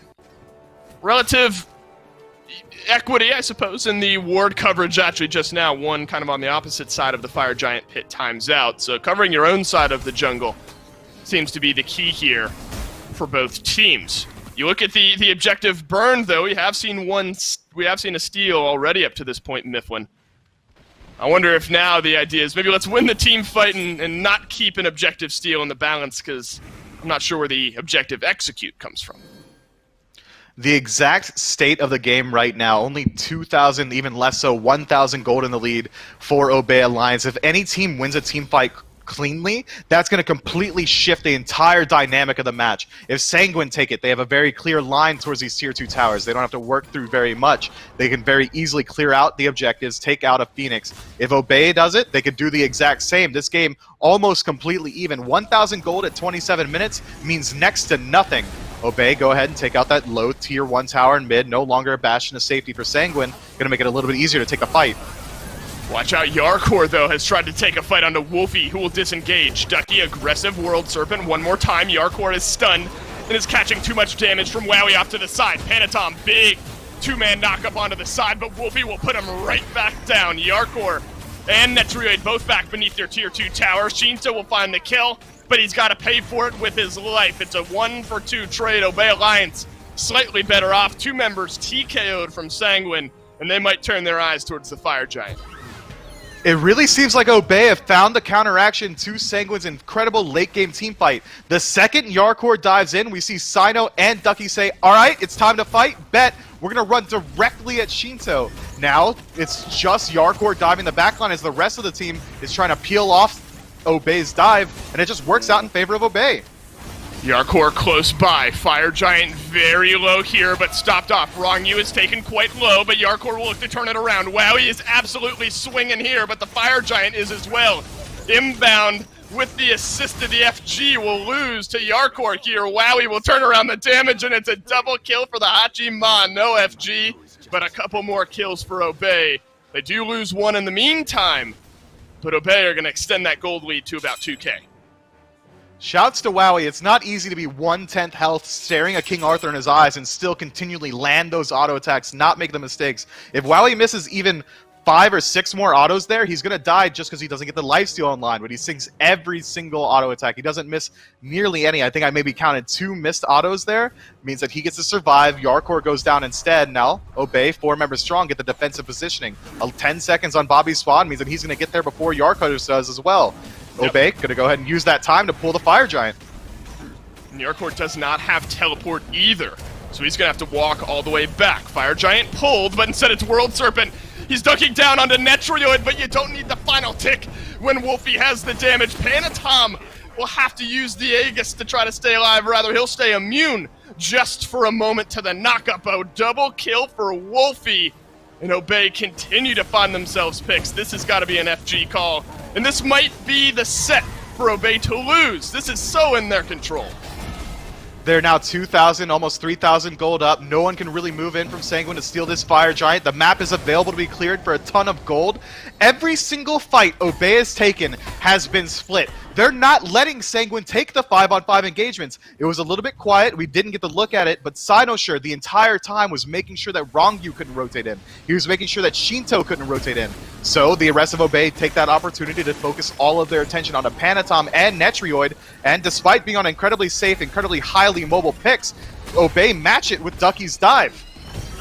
This could be it for Obey. Sheento has to throw out the apple, and Inbound is tanking up the Phoenix. Ducky beneath this right side Phoenix will plug down some damage onto the backline. Ronngyu taken very low. Inbound is as well. Jarcorr spinning through, but a good stun will turn around the damage onto himself. Shell popped. Both actives from Ronngyu have been used. And a great disengage from Obey to maybe retake this Phoenix line assault in just a minute. No relics available for Khepri. Ultimate's still online for 3 members of Sanguine. Obey gonna regroup themselves, use some of that passive Fire Giant healing, and re-engage.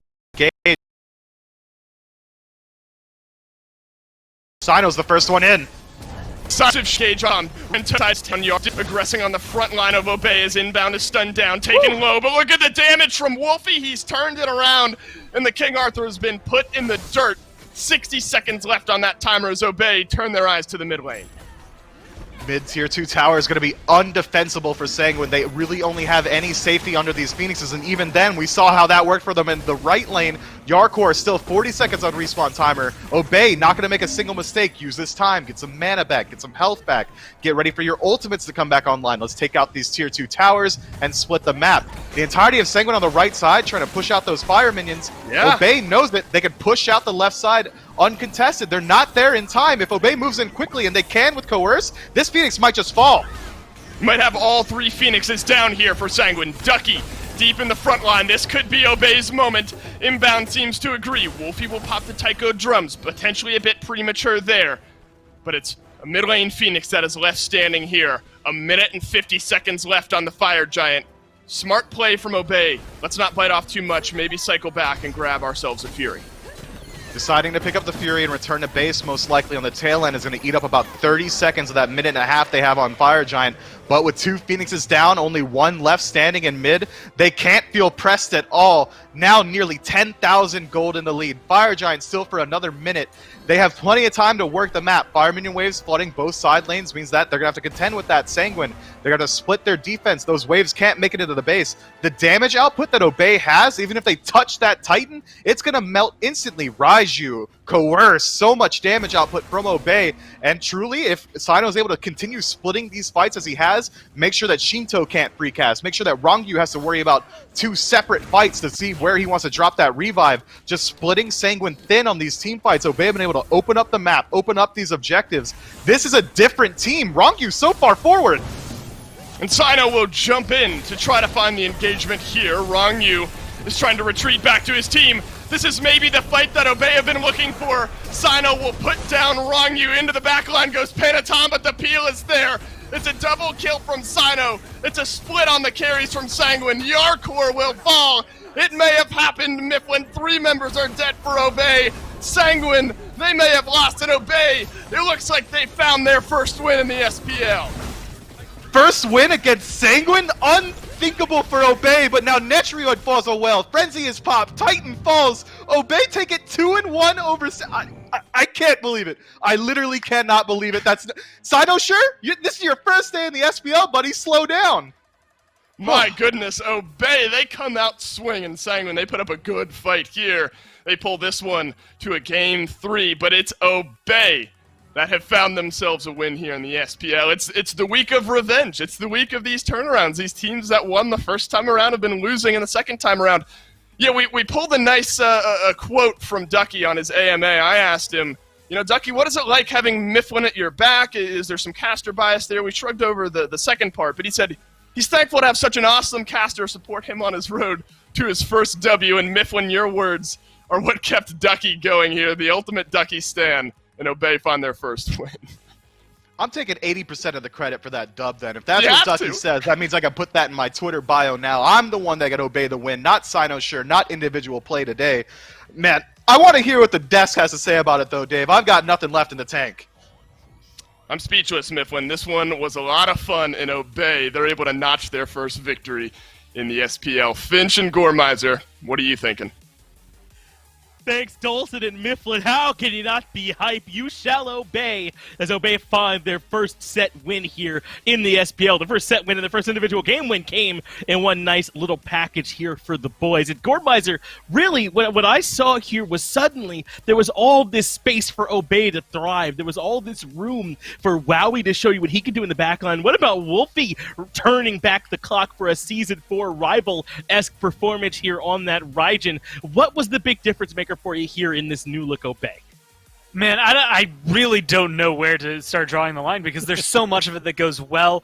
But I think there's something that was really big at the end, and it's something they started to piece together. I would argue around 20 minutes when they start picking up a lot of these fights, and it is these, man, can we force Ronngyu to ult? Like, instead of, oh, can we force him to ult, and then it takes the kill away from us, can we force him to ult? They would get Sheento low, make Ronngyu ult Sheento, and then just all in Panitom and melt him down to stop that Susano. And that just kind of brake pad slamming down on the run that was Panitom really did slow down Sanguine as a whole.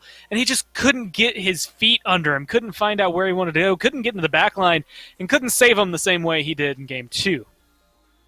No, he couldn't. There was too much pressure on Ronngyu, and for me it was because Cyno, Ducky, and Inbound did such a tremendous job of splitting apart these fights, of fracturing them out. That way the rest of Obey could blow up those straggling members of Sanguine. And really, I'm giving a lot of credit to Inbound, but it felt like mostly Ducky and Cyno to me from watching it. Ducky would get in there with the ultimate, spread apart the members of Sanguine. Then Cyno would find multi-man knockups, would slow multiple members of the fight, and as Sanguine tried to get away, tried to break apart, Wlfy was spreading all this Raijin damage around the fight. Or when Jarcorr tried to sit on Wowy, Wowy would blow him up and use that sustain to live through at low HP. I think this is what the new Obey Alliance looked like, winning these team fights in this sort of fractured way. But that Gold Fury steal that we just watched prior to this in 19 minutes, that's the moment, right? I mean, Cyno is MVP because of that in my mind. Right, that's huge. It's one of those things that there's a lot of push and pull. In fact, Sanguine, in my mind, are in control of this game for 20 minutes of it. And then Cyno walks up and says, no. That's ours. That's my Gold Fury to be able to come through. He doesn't have that much backup behind him. Doesn't even really go in for what I would argue a hard steal. Just gets it with the 1 and is able to secure that. But then you start seeing them come up. Obey a few minutes later. They win a fight and get the Oni Fury. They kill off Panitom. And that's just the snowball that they started up. They win that 1, get that little bit of a gold lead, and they just start taking the fight so much better right afterward.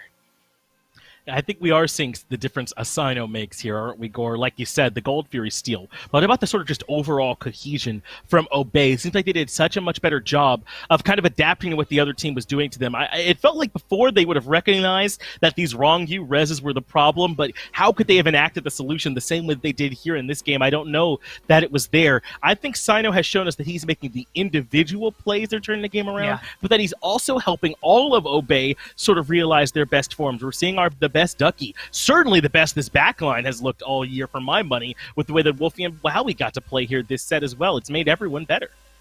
The ebb and flow of the game was a lot different than what we've seen out of Obey throughout the entire season so far. There was a lot more reactionary play. It wasn't just, man, Sanguine's in the lead. I guess we're just going to either, like, if we go in, we lose the fight, or if we sit back, we lose the objective.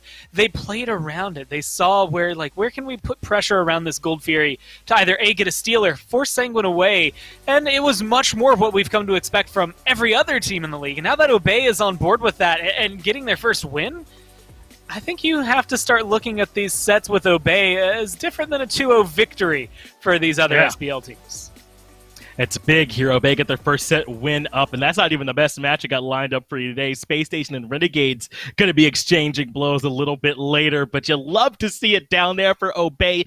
Get that 0 out of here. Put a 1 in place. Perhaps this is the beginning of something different here for that blue squad for Obey as they look to try and change things around here. Gormizer, an impressive win for them. And we have a chance to hear a little bit more from those guys there too. Who better to talk to in this moment, in the basking in the glory of Obey's first win, than Cyno himself, who's standing by for the post-game interview. Thank you, Finch. Dolson joined by Cyno. First off, welcome back in. What does this mean to you, not only to help Obey move to their first win, but to do it in such a great fashion yourself? You played so well. How does it feel for yourself and for Obey to snag this win today? It definitely feels good. You know, it's been a while since my last win, unfortunately. Also for the Obey boys, so I'm just really glad we were able to get the win. It's really big. And I think one thing that we maybe noticed differently today was more decisive play maybe from Obey. Shot calling, I think, was one thing, one question rather a lot of us had going into some of these Obey sets. You don't have to reveal too much, but is that something you've maybe stepped in and started to help with decision-making, the in-game movements? Yeah, I mean, I like to think of myself as a good shot caller, so, I mean, hopefully I'm calling the right calls, but yeah, it's just really nice. Like, they all listen to me, they all trust my calls, so it's just really nice when everyone's just working together. Yeah, it seems to have worked out, and kind of on the back of that, how's it been now? Scrimming, obviously, first SPL set here, you guys win. Have the personalities, has everyone been meshing relatively well here early? Is the chemistry starting to build? Yeah, I mean, everything's going really well. Scrims are going really well. I enjoy teaming with everyone. It is the honeymoon period right now, though, so hopefully it sticks. But yeah, everything's going really well. Hey, well, there's no better way to start off than with a big win, not only for you, but for Obey. Cyno, thanks for chatting. Congratulations, and best of luck moving forward. Thank you.